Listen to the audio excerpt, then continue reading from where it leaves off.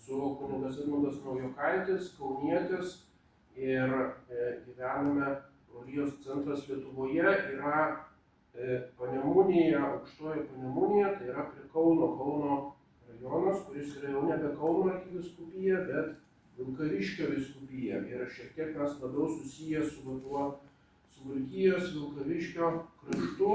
Taip pat turime koplyčią Vilniuje ir koplyčią Šiauliuose. Ir jau tie panevėžiečiai, su kuriais teko bendrauti, pirmame mūsų susitikime atvažiuoja į Šiaulius. Ir kas ypatingo, tose vietose Vilnius, Kaunas, Šiauliai yra tradicinės šventosios mišios. Tai yra tomis apeigomis, kurios buvo iki liturginės reformos, iki 62 metų pagal senąjį mišiolą, lotynų kalba ir atsisukus į viešpatį Dievą. Tai yra ta orientacija į Dievą ir pagarba, kuri reiškiama tradicinėmis kulto formomis, būtent tai yra ypatinga tose šventose mišiose. Popiežius Benediktas XVI norėjo, kad tos mišios, kad jų išmoktų visi kunigai, besimokantys seminarijose, kad jos būtų laikomas įvairiose vietose ir tas judėjimas plačiai išplito. Šiandien vėl tos mišios šiek tiek ribojamos, jos yra vėl nebe madoje, bet išliko tie centrai, kurie buvo, tai yra mūsų 3 koplyčios. Taip pat yra Šventos Onos, kaip žinote, gotikinė graži bažnyčia Vilniuje. Tenais laikomos tos tradicinės mišios Vilniuje. Tai yra kunigas Juozapas Minderis, mūsų ilgametis draugas. Ir taip pat Kaune, Švento Kryžiaus, tai yra Karmelitų bažnyčioje laikoma. Ir štai pirmame susitikime Panevėžyje buvo ta tema, kad reiktų turėti supratimą vertės tų tradicinių mišių ir jos galėtų būti laikomos ir kitose Lietuvos vietose. Apie tai kalbėjome su Jo Ekscelencija Jonu Kaunecku, kuris pagerbė mūsų šitą paskaitą atvykdamas ir buvo kalba apie tai, kad galbūt ir Panevėžyje kažkas apsimtų jas aukoti arba galbūt atsirastų galimybė, kad ir mūsų brolijos kunigas atvažiuotų į Panevėžį. Panašias paskaitas aš jau skaitau kitose vietose, lygiai šitą temą. Audrų blaškoma katalikų bažnyčia buvo paskaita Klaipėdoje, taip pat Seinuose šitame lietuvių krašte, Suvalkų krašto šitoje dalyje ir kitose vietose tasai susidomėjimas auga. Žinoma, Lietuvoje tai yra labai menkas judėjimas, palyginus su tuo, kas yra kitose šalyse. Lenkijoje, ypač po COVID laikų, kada buvo uždaromos bažnyčios ir kunigai bijodavo lankyti net ligonius ir buvo ribojama visa sielovada ir visi su kaukėmis vaikščiojo, daugybė tikinčiųjų atrado būtent tais krizės laikais, kad iš tikrųjų buvo audros blaškoma bažnyčia ir tūkstančiai žmonių atėjo ir katalikų tradicijos mišių tinklas Lenkijoje nepaprastai išsiplėtė. Yra daugybė koplyčių, apie keliasdešimt kunigų perėjo į tradicinės mišias, į broliją, tapo mūsų bendradarbiais ir dabar Lenkijoje jau yra didesnė dalis atėjusių iš įvairių vienuolijų arba iš diecezijų kunigų, negu kad brolijos seminarijas baigusių kunigų, būtent kurie dirba šitose brolijos koplyčiose. Nepaprastai didelis augimas Jungtinėse valstijose, net Romoje yra susirūpinimas, kadangi ypač jaunasis kleras, jaunieji kunigai ir seminaristai masiškai atsigręžia į tradicinės mišias, nori laikyti savo primicijas tradicinėmis apeigomis ir laikosi ganėtinai konservatyvių pažiūrų į įvairius visuomenės klausimus, lyginant su senesniaja karta, ta, kuri buvo išauklėta Antrojo Vatikano susirinkimo dvasioje. Apskritai, tas katalikų tradicijos judėjimas pirmiausia išplito iš Prancūzijos. Prancūzija, kur laicizmas, kur visa šita prancūzų revoliucijos dvasia buvo labiausiai įsiskverbusi į bažnyčią, būtent ten ir prasidėjo tradicijos judėjimas ir jo vienas iš svarbiausių atstovų buvo arkivyskupas Marselis Lefebvras, kuris buvo prancūzų misionierius Afrikoje, tuometinėse prancūzų kolonijose. Jis buvo atsakingas, buvo apaštalinis delegatas, tai yra popiežiaus atstovas visiems kraštams prancūzakalbiams Afrikos, Madagaskaro ir kitur. Jis buvo vienas iš labiausiai nusipelniusių misionierių būtent pokarinėje bažnyčioje. Ir prasidėjus tam, ką vadiname bažnyčios krizę, po antrojo Vatikano susirinkimo, jis jau buvo pagyvenęs ir sako, aš jau pensininkas, tačiau į jį ėmė kreiptis seminaristai iš įvairių kraštų, sako, monsinjore, gelbėkite, mes nerandame seminarijos, kur galėtume išmokti tradicinės doktrinos, tradicinės liturgijos. Ir tada arkivyskupas Lefebvras įsteigė seminariją Ekon Šveicarijoje ir Švento Pijaus X kunigų broliją, kur galėtų toliau po šventimų tie kunigai darbuotis. Švento Pijaus X brolija, jos patronas yra Pijus X, tai yra kanonizuotas šventasis popiežius, kuris vadovavo bažnyčiai prieš Pirmą pasaulinį karą, ir jis buvo tuo pasižymėjo, kad kovojo prieš vadinamąjį modernizmą, prieš tas liberales klaidas įsiskverbusias į bažnyčią. Ir jis buvo parinktas brolijos šventuoju globėju. Brolija įsteigta 1970 metais pagal kanonų teisę patvirtinta bažnyčios, tai yra atsakingo už tai tuometinio Ženevos Lozanos vyskupo. Taigi brolija yra bažnyčios kongregacija. Kongregacijos būna įvairios. Dažnai tai būna pašvęstojo gyvenimo vadinamieji institutai, tai yra įvairios vienuolijos, taip kaip benediktinai, pranciškonai, jėzuitai, jie duoda įžadus vienuolinius.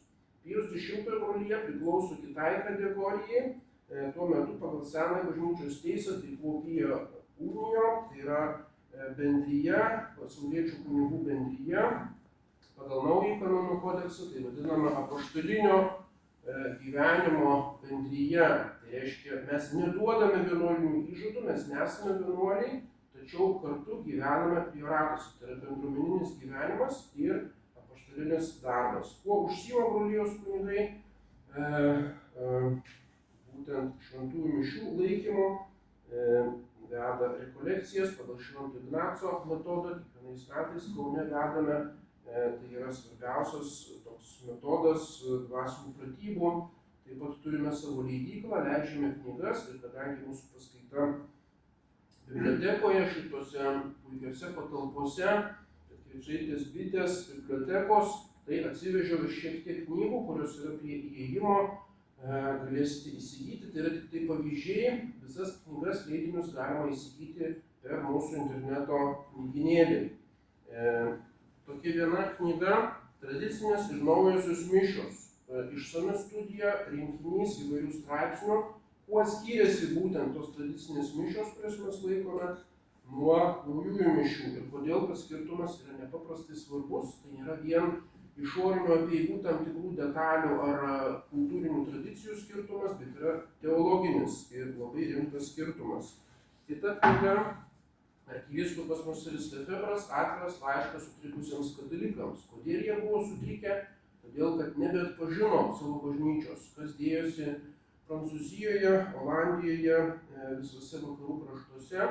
Tai buvo didelis šokas ir arkivyskupas paprastai, populiariai paaiškina. Ir tai, ką jisai rašo apie 70-uosius metus, tai galioja dar labiau mūsų laikams. Toliau išleidome seriją Bažnyčios mokymas, tai yra popiežių dokumentai, svarbiausios enciklikos įvairiomis temomis. Enciklikos tai tokie aplinkraščiai, kuriuose ganėtinai suprantama aiškia kalba dėstomos aktualiausios temos. Yra atskiri tomai įvairioms temoms, apie mergelę Mariją, apie bažnyčią. Ir štai šitas tomas yra apie modernizmą. Kas tai yra modernizmas, kodėl jisai yra svarbiausia grėsmė bažnyčiai 20 amžiuje. Anksčiau leidome tokį žurnalą Pulkim ant kelių, jį bandėme pardavinėti komerciškai, tačiau kaip ir visa spauda buvo labai sunku išsilaikyti. Tačiau šitie numeriai yra teminiai ir todėl jie turi išliekamąją vertę ir tikrai svarbiausiais klausimais yra tokių numerių išleista. Dabar leidžiame už tradiciją tokį nedidelį biuletenį, kuris išeina nereguliariai. Ir visą šitą medžiagą galite rasti mūsų interneto svetainėje fsspx.lt. Taip pat yra dar viena katalikų tradicija svetainė, kurioje yra daugiau naujienos, aktualijos. Taip pat kviečiame joje apsilankyti. Turime tokį lankstinuką, kur yra svarbiausi mūsų kontaktai ir būtent apie tas 3 koplyčias, kurios yra Panemunėje, Kaune, Vilniuje ir Šiauliuose nedidelė koplyčia. Praėjusiame susitikime Panevėžyje, taip pat Klaipėdoje ir Seinuose ir kitur, būtent tas praktinis klausimas yra toks. Ką mes skaitome tas paskaitas? Būtent, kad būtų pakelt sąmoningumą, kad suprastumėte, jog yra pasaulinis, labai svarbus ir augantis judėjimas, katalikų tradicijos judėjimas.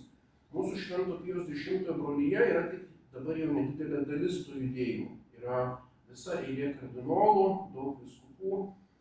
Čia žymiausias, kuris Lietuvoje lankėsi, Šnaideris iš Kazachstano, yra kiti žymus prelatai, taip pat arkivyskupas Gonder, kuris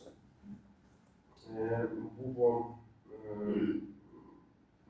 išėjęs emeritas, prieš kelias dienas mirė mūsų brolijos private Šveicarijoje.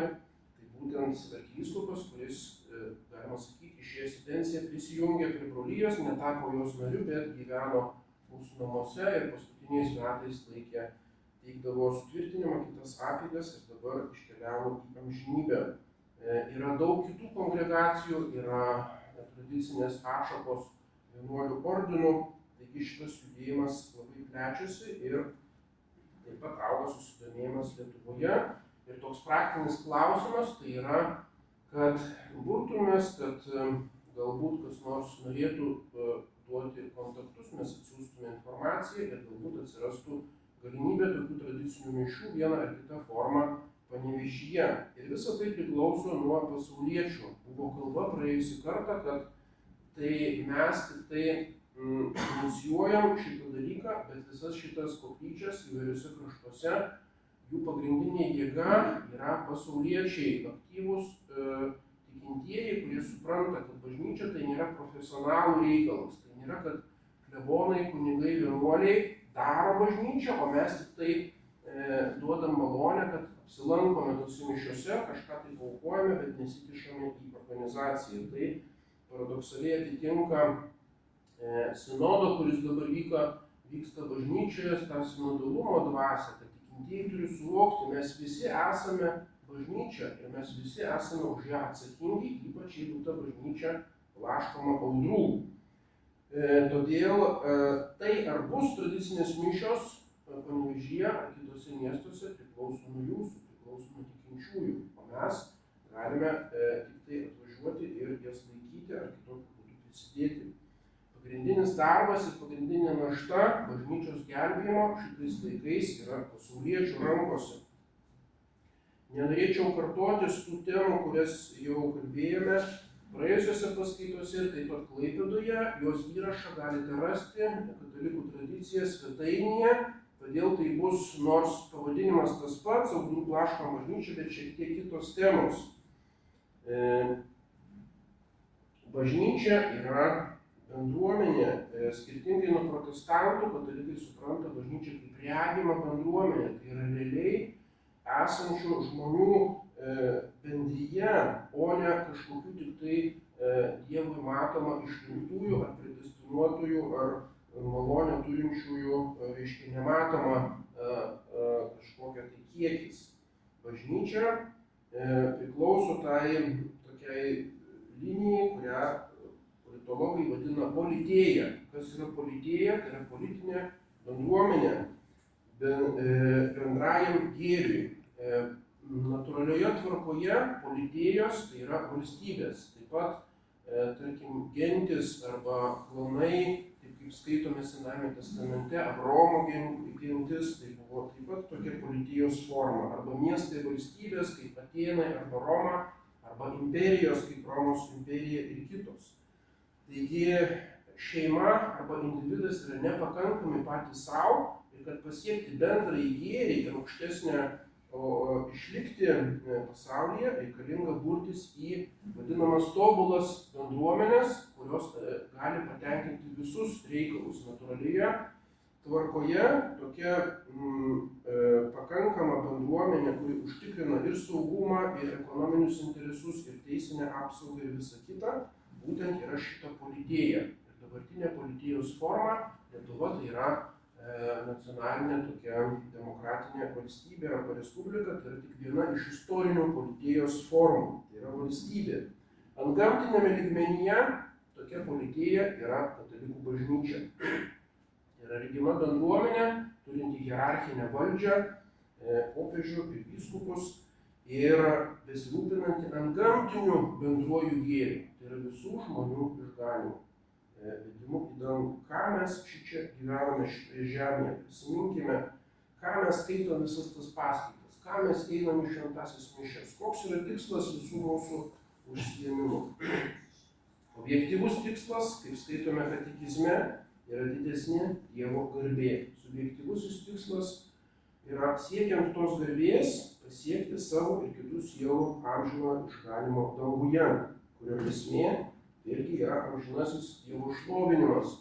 Mes gyvensime nebe šitoje žemėje ir po mirties ir po kūnų prisikėlimo mums paruoštos vietos dangaus karalystėje. Jeigu skaitome Senąjį ir Naująjį testamentą, šitą išganytojų bendryje vadinama karalystė, vadinama amžinąja Jeruzalė, tai yra tokia kaip miestų valstybė. Ją galima taip pat lyginti su imperija. O universali visuotinė katalikų bažnyčia yra tokia kaip imperija. Taigi bažnyčia labai panaši tomis formomis į natūraliosios plotmės įvairias politėjas. Taigi mes gyvename bendruomenėje, kuri yra šitoje žemėje, turi regimas formas ir paskui pereis į kitą lygmenį. Pereis į vadinamąjį šventųjų bendravimą arba tą dangaus karalystę, Dievo karalystę danguje. Bažnyčia yra kaip prieangis šitos dangaus karalystės arba jau esanti pirmoji stadija dangaus karalystės šitoje žemėje. Ir visi kartu šitoje dangaus karalystėje, šitoje bažnyčioje mes siekiame išganimo. Tai yra mūsų tikslas. Kam veikia brolyje, kam veikia įvairios kitos vienuolijos, kongregacijos, kam visą dieną veikia kunigai. Tai yra mūsų pozityvioji mintis – rodyti Dievą, jo paslaptis, jo išganomoje malonę Jėzuje Kristuje. Ir tai yra mūsų tikslas. Dievas yra tvėrėjas ir išganytojas. Aš esu tvarinys ir išganimo reikalingas nusidėjėlis. Tvarinys yra labai vertingas tvėrėjo akise, jis turi savo kilnumą. Dievas tam ir stengiasi mus išgelbėti, tam ir įsikūnijo, prisėmė žmogaus prigimtį, kad išgelbėtų. Bet lieka begalinis atstumas, lieka kontrastas tarp Dievo ir žmogaus. Mes esam tik tvarinys, Dievas yra visako viešpats. Ir apaštalas Paulius Filipiečiams sako, darbuokite savo išganymu su baime ir drebėdami. Ir tai yra Dievo baimingumo dorybė. Timor Domini kaip 7 šventosios dvasios dovana ir šito remiasi kultas. Tai šitame kulte Dievo garbinime svarbiausias yra dalykas tas Dievo baimingumas. Mes turim su baime ir drebėdami eiti į šventąsias mišias, į bažnyčią. Ir tam yra skirta visas liturgija, visos apeigos. Vienintelis tikslas tų apeigų arba bažnytinio meno arba grigališkojo choralo, bažnytinės muzikos yra šitas nukreiptumas į Dievą. Mes puolame ant kelio ir garbiname Dievą. Ką mes matome naujosiuose mišiuose, tai yra susirinkimas, liaudies susirinkimas. Tokia yra idėja, kam buvo apskritai keičiamos tos mišios, kam jas reikėjo pakeisti, tam, kad įvesti naują teologiją. Kad mišios yra nebe teocentrinės nukreiptos į Dievą, bet jos yra antropocentrinės nukreiptos į žmogų. Ir dabar daugelis bažnyčių netgi statomos tokios apvalios, reiškia visi susirenka, arba kunigas atsigręžęs į žmonės ir mes visi vedame dialogą, mes visi kalbamės ir džiaugiamės, kokie čia mes visi šaunūs susirinkome. Reiškia, ta celebracija tos bendruomenės tampa pagrindiniu mišių mišių elementų. Jau nebe atsigręžus į tabernakulį, švenčiausiai sakramentą, puolus ant kelio, garbinti Dievo didybę, bet džiaugtis, kokie čia mes susirinkome sekmadienį. Ir iš šitos Dievo baimingumo kita mintis yra, kad mes suprantam, kad išganymas nėra duodamas automatiškai. Tai yra prieš perdėtą išganimo optimizmą. Mes turim darbuotis išganimui su baime ir drebėdami. Malonė nepriklauso mums teisė. Malonė yra tai, kas duodama kaip dovana Dievo. Egzistuoja pragaras, egzistuoja Dievo bausmė, egzistuoja malonės būtent tas nepelnytumas. Šventosiuose mišiose sakoma konsekracijos formulėje: už jūs ir už daugelį išliejamas nuodėmėms atleisti. Tai yra Kristaus kraujas, žinoma, jis buvo išlietas už visus žmonės, praėjusius ir būsimus, už visą žmoniją be jokios išimties. Bet ne visi ateina į šventąsias mišias, ne visi priima šitą malonę. Žmonės turi laisvą valią ir Dievas tam davė laisvą valią, kad žmogus pasirinktų ir priimtų jo išganomąją malonę. Ir štai šitas kraujas už jūs ir už daugelį išliejamas nuodėmėms atleisti. Daugelis vyskupų konferencijų patvirtino naujosius mišiolus ir taip pat Lietuvoje už jūs ir už visus.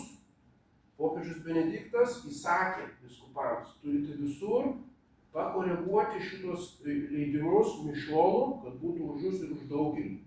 Niekas šito nepaklausė ir toliau naujosiuose mišiuose Lietuvoje ir kitur sakoma už jūs ir visus. Tai yra teologinė klaida, kuri yra įvelta į patį centrą šventųjų mišių, į mišių konsekraciją. Ir tai būtent susiję su šito. Dievo gailestingumo kultas. Šventoji Faustina, kuri dirbo Vilniuje, kur kabo pirmasis paveikslas. Paskaitykit Faustinos dienoraštį. Tas gailestingumas nėra automatinis. Reikia atgailauti, reikia eiti išpažinties. Nuolatos jinai kalba apie pragaro grėsmę, apie nuodėmės baisumą ir taip toliau. O šiandien gailestingumas suprantamas kaip visuotinis išganymas. Dievas besąlygiškai visus nuves į dangų. Ir pati madingiausia forma, kurią taip pat kartoja ir popiežius Pranciškus, žinoma, pragaras galbūt yra, bet jisai yra tuščias. Mes galim tikėti, kad pragare nė vienos sielos nėra. Ir tai yra labai madingai skamba ir taip labai humaniškai ir moderniai, bet iš tikrųjų tai yra teologinis tiesos apie Dievą iškreipimas. Taigi atimamas iš esmės iš atsakingos laisvės kylantis žmogaus kilnumas, jo moralinių sprendimų rimtumas. Dievas atseit traktuoja visus kaip kūdikius arba kaip tokius nepakaltinamus ligonius ir mes galim daryti, ką nori ir vis tiek bus visi išganomi. Ir yra net teologai, kurie specializuojasi šito klausimo. Yra Lenkijoje Grinevič daugybę metų rašo, kad pragaro išvis nėra, visi bus išganyti, visų religijų žmonės vienodai išganyti, ar jis tiki Jėzų Kristų ar netiki. Tai yra viena kaip dominuojančių krypčių. Iš kur šitas atsiranda? Būtent iš to Dievo baimingumo trūkumo, nesuvokimo, kas tai yra Dievas ir kas yra žmogus. Kitas dalykas. Arba mes priimame visą Dievą Jėzų Kristų, arba nieko. Tai yra visuminis arba holistinis požiūris, kuris būdingas katalikų tikėjimui. Mes negalime imtis atsirinkimo. Graikiškai atsirinkimas, pasirinkimas tai yra hairezis, tai yra erezija. Ką reiškia erezija? Tai ne šiaip savo suklydimas, bet kai mes pasirenkame iš tikėjimo dogmų tai, kas mums patinka, o atmetame tai, kas nepatinka. Taigi mes negalime atsirinkinėti, mes turime imti visą apreiškimo ir išganymo, galima sakyti, paslaugų paketą. Dievas duoda visą šitą paketą, arba mes jį priimame, arba mes jo nepriimame. Jeigu aš paneigiu vienintelę dogmą, tarkim, kad mergelė Marija su kūnu buvo paimta į dangų, atrodo tokia trečiaeilė, netokia jau svarbi dogma, aš netenku viso antgamtinio tikėjimo. Aš jau nebesu, tikintis žmogus, ir už tai yra skiriamos bažnytinės bausmės, ekskomunika. Taigi apreiškimas, išganymas, malonė turi būti priimami laisva valia, čia negali būti jokios prievartos, bet tai nereiškia, kad nėra įpareigojimo viską priimti. Jeigu Dievas duoda apreiškimą, jeigu Dievas duoda šventąjį raštą, jeigu Jėzus Kristus ateina, įsteigia bažnyčios sakramentus, tai nėra taip, kad jis kaip tokią pasiūlymą duoda. Kas norite, ateikite, bet aš siūlau kažką priimkite. Ne, tai yra įpareigojimas. Vieną kartą Dievas pasako žodį, visas pasaulis iki pasaulio pabaigos yra įpareigotas priimti ir tikėti šitą. Jeigu jis įsteigia sakramentą, visi yra įpareigoti šitą sakramentą priimti ir taip toliau. Tai nėra laisvam pasirinkimui šitą dalyką. Ir tai yra labai rimta, tai yra skirta mūsų laisvai valiai, mes turime iš laisvos valios tai priimti. Ir šitaip žiūrėti, aišku, yra labai, atrodo, griežta, bet iš tikrųjų pasižiūrėkime, tai yra ištisas dovanų kalnas, tai yra tokia pilna lobių skrynia. Ir žmonės šito nesupranta. Jiems atrodo, aš atsiverčiu arba nueinu į bažnyčią, viskas turi būti aišku, kai 2x2 reiškia. Kitose srityse tai niekas to nereikalauja. Tarkim, jeigu aš nusipirku kokį nors madingą mobilų telefoną, tai aš nuolankiai atsisėdu ir studijuoju instrukciją, aš susipažįstu, kokios yra funkcijos, aš naudoju tam tikras programėles ir stengiuosi susipažinti. Bet jeigu aš nueinu į bažnyčią, man turi būti lietuviškai, turi būti viskas aišku, katekizmo tiesos turi būti paprastos ir tada žmogus nekantraudamas nori pritempti bažnyčią prie savo tokio primityvaus paprasto lygio. Ir tai yra visiškai ne taip.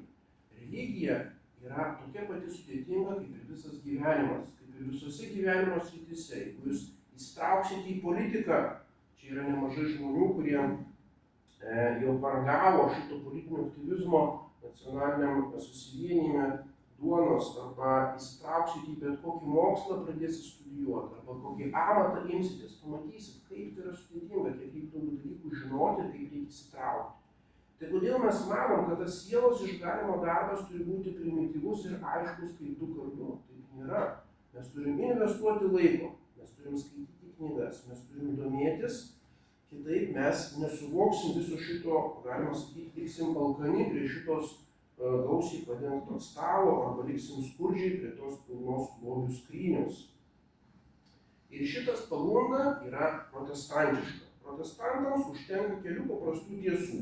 Sola scriptura, sola fide, sola gratia. Tik tai paimi Bibliją, yra sola scriptura, paskui tik tai tikėjimo užtenka, pasitiki, kad Jėzus Kristus tave išganė, aleliuja, ir viskas. Bet ne, tai yra sudėtinga doktrinos sistema, tai yra visos katalikų katekizmo tiesos. Paimkite katekizmą. Perleidome jau kelintą leidimą, Dievas ir žmogus, žymusis katekizmas Bartkaus, tai yra tikrai išsamiausias lietuvių kalba, taip pat labai kviečiam įsigyti, tai yra visam gyvenimui knyga. Nu ir aišku, Panevėžys, tai garsėja vyskupas Paltarokas, tai yra lietuvių katechetikos tėvas Paltaroko katekizmą. Ar esam perskaitę, ar žinom, ar bent atsimenam tas pagrindinės tiesas. Toliau yra ne vien krikšto sakramentas, yra 7 sakramentai, plus įvairios sakramentalijos, tai yra įvairios kanalai šitos sakramentinės malonės. Yra nepaprastas skirtumas tarp pastoriaus ir tikinčiojo, o yra daugiapakopė bažnyčios hierarchija. Yra popiežius, yra vyskupai, yra kunigai, visa šita hierarchija turi savo prasmę, turi savo tikslą, tai visa bažnyčios organizacinė struktūra. Yra ne keli kažkokie susitarimai, kaip gerai elgtis bažnyčioje, o yra kanonų teisės kodeksas. Mes sakome, bažnyčia yra politėja, yra teisinė bendruomenė, kuri turi savo kanonų teisės atskirą mokslą ir kanonų teisės kodeksą. Yra ne kažkoks improvizuotas emocingas šlovinimas, o yra liturgija su daug apeigų, maldų ir giesmių, kurios kyla iš tūkstantmetės tradicijos. Ir visos tos detalės šitoje liturgijoje yra kaip aukso lobis. Štai tarkim, pagalvokim bažnyčios muziką, kas iš jūsų domėjotės muziką ar susijęs su muzikos pasauliu. Iš kur atsirado visa muzikinė kultūra vakarų civilizacijos iš grigalinio choralo. Tai yra pats pagrindinis lobis bažnyčios.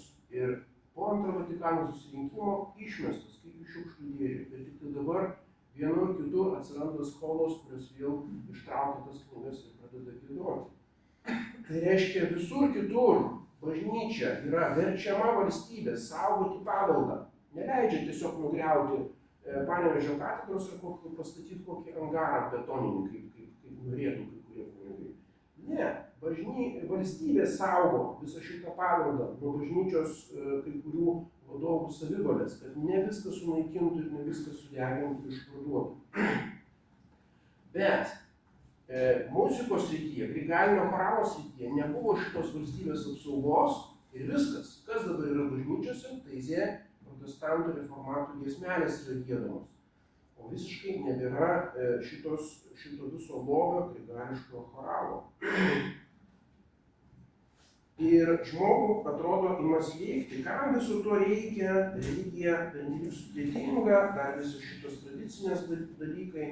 Ir tada toks žmogus panašus į ligonį, kokie klaidūs Kauno klinikų koridoriai, tos visos požeminės galerijos, kam čia viso to reikia, šitiek tūkstančių kabinetų, aparatų, visokiausių specializacijos medikų, kam visa šita sudėtinga? Žmogau, tau reikia, kad tavo sveikatą išgelbėtų. Dėl tavo sveikatos, nes yra tiek daug įvairių ligų rūšių, tai tam reikia tokios sudėtingos medicinos sistemos. Lygiai tas pats dėl mūsų sielos išgydymo ir išganimo, viso šito mums reikia. Mums reikia ir lotynų kalbos, mums reikia ir grigališko choralo, mums reikia visos nesutrumpintos liturgijos, mums reikia viso katekizmo, visos doktrinos ir taip toliau. Taigi, brandą pasiekęs žmogus suvokia, kad pasaulio realybė yra sudėtinga ir religijos sudėtingumas yra tiksliai pritaikytas prie pasaulio sudėtingumo. Todėl šita katalikų religija yra tikroji, o ne kažkokia dirbtinai sukurta, reiškia. Ir štai visą šitą lobį, apie tą lobių skrynę reikia perduoti. Tai atsiranda tokia laiko dimensija. Mes einame nuo Jėzaus Kristaus laikų iki jo antrojo prisikėlimo. Ir visus tuos šimtmečius ir tūkstantmečius reikia perduoti visą šitą lobį. Ir to lobio perdavimą mes vadiname tradicija. Tai yra tas žodis tradicijo, reiškia perdavimas. O tai, kas perduodama, vadinama depozitu.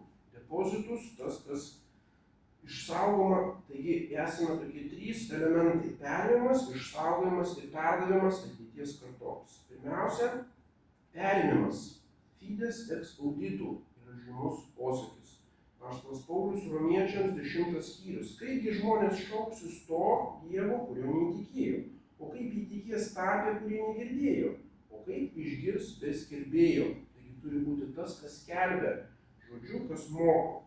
O kas jis skelbs nesiųstas? Ne kiekvienas gali savo skelbti kaip protestantų pastorius, o tas, kas turi misijo kanoniką, tas, kas turi vyresnybės įgaliojimą ir turi pakankamą išsilavinimą šitą skelbti. Taigi tikėjimas iš klausimo, sako apaštalas Paulius, fides ex auditu, o klausimas, kai skelbiamas Kristaus žodis. Tai yra tradicijos perėmimas, mes turim klausytis, o šiais laikais turim skaityti, turim pirkti katalikiškas knygas, turim atsirinkti, kurios knygos yra tikrai katalikiškos, o kurios ne. Mes turim domėtis, nebe tie laikai, kai nueinam į bažnyčią, ką klebonėlis sako, tai to man ir užtenka, aš čia paprastas žmogus. Ne, šių laikų katalikas turi aktyviai domėtis, pats skaityti ir pats gilintis. Ir tai yra aristotelinė pažinimo teorija, kuria remiasi tomizmas.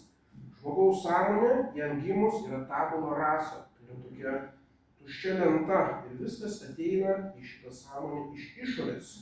Moralinės normos yra ne autonominės, kurias aš pats susikūriau, yra heteronominės, tai yra tos, kurios ateina iš išorės, man primetamos, galima sakyti, man Dievo įsakymai duodami, aš turiu mokytis ir sužinoti, kas yra gera, o kas negera. Tas pats yra tikėjimo tiesos ir doktrina. Tos tikėjimo tiesos ateina ne iš vitalinės imanencijos, kaip sakė modernistai, ne iš mano religinio jausmo, kaip dabar parapijose būna Biblijos skaitymo ratelį. Ir susirenka žmonės ir dabar aš liudiju, man Biblijos žodis tą pasakė, o kitas, o man tą pasakė. Tai reiškia, religija atseit iš tavo vidaus kažkas turi gimti. Ir tada išeina, kad aklas veda aklą ir abudu tada įkrenta į duobę. Ne kažkas tai paima ir tą sudėtingą Biblijos tekstą išaiškina žmonėms ir pasako, kokia yra jo prasmė. O mes bandom iš savo vidaus kažką tai išsiaiškinti. Absoliučiai klaidingas supratimas. Taigi tikėjimo tiesos ateina ne iš mano religinio jausmo, o iš katekizmo mokymosi, iš bažnyčios mokymo, tai yra magisterinio klausimo. Toliau yra tradicijos išsaugojimas. Turime branginti tai, ką gavome. Ką mes gauname? Kas tai yra ta tradicija? Tai nėra toks milžiniškas kodeksas, reiškia, įvairiausių senų formulių, papročių. Taip pat tradicija nėra bibliotekose, kaip čia bibliotekoje saugomos knygos. Aišku, visą tai yra užrašyta, užfiksuota ir sudėta saugiai į bibliotekas. Bet tai nėra gyva tradicija. Kas iš to? Aš atsimenu mūsų seminarijos bibliotekoje, tai yra patrologija latina, reiškia visi bažnyčios tėvai lotynų kalbą rašė. Tai yra 217 tomų tokių folijų.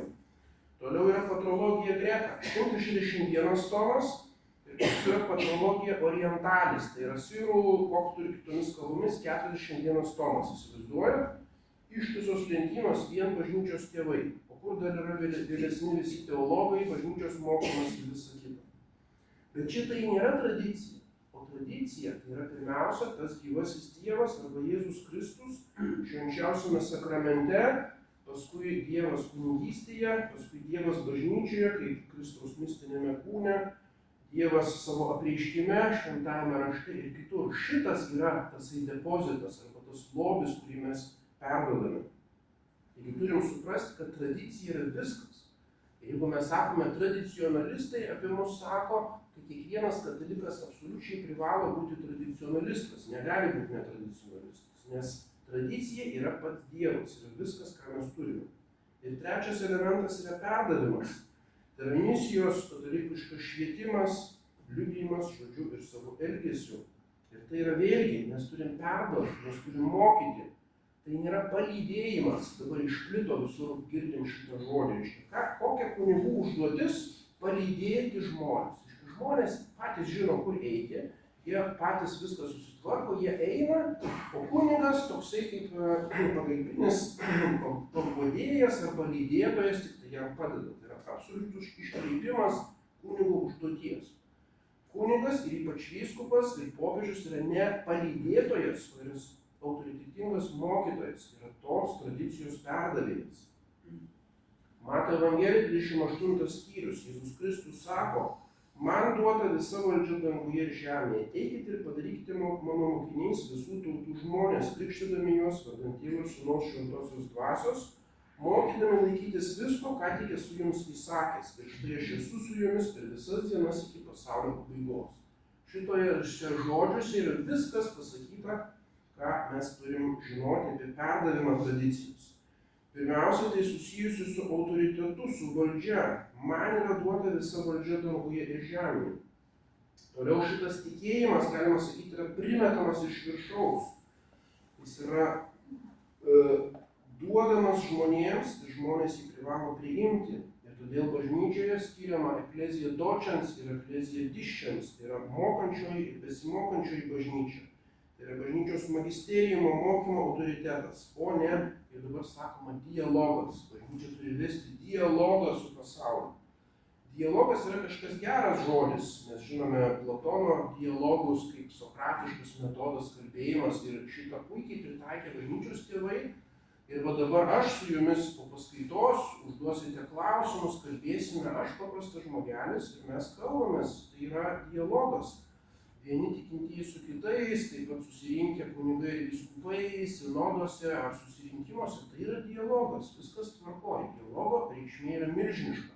Mes neturim užsidaryti nuo kitaip manančių ar ateistų ar klaidatikių, mes turim su jais vesti dialogą, kalbėtis, mes negalim jiems primesti prievartą kažkokios tai tiesos. Tačiau tai yra mūsų atskirų žmonių individų santykis tarpusavy. O visai kas kita yra bažnyčios santykis su tikinčiaisiais. Arba tas, kas turi bažnyčios mokomąją galią, santykis su klausytojais. Ir šitas santykis yra vienpusis, tai nėra dialogas, o tai yra mokymas. Kunigas, turintis pamokslavimo autoritetą, arba vyskupas iš savo ordinarinės valdžios, arba popiežius, arba bažnyčios susirinkimas, jie moko, jie neveda dialogo su pasauliu, o jie skelbia Evangeliją ir sako, atsiverskite, arba jūs eisite į pragarą ir pražūsite. Tai yra autoritetingas mokymas. Toliau sako, padarykite mano mokiniais visų tautų žmonės.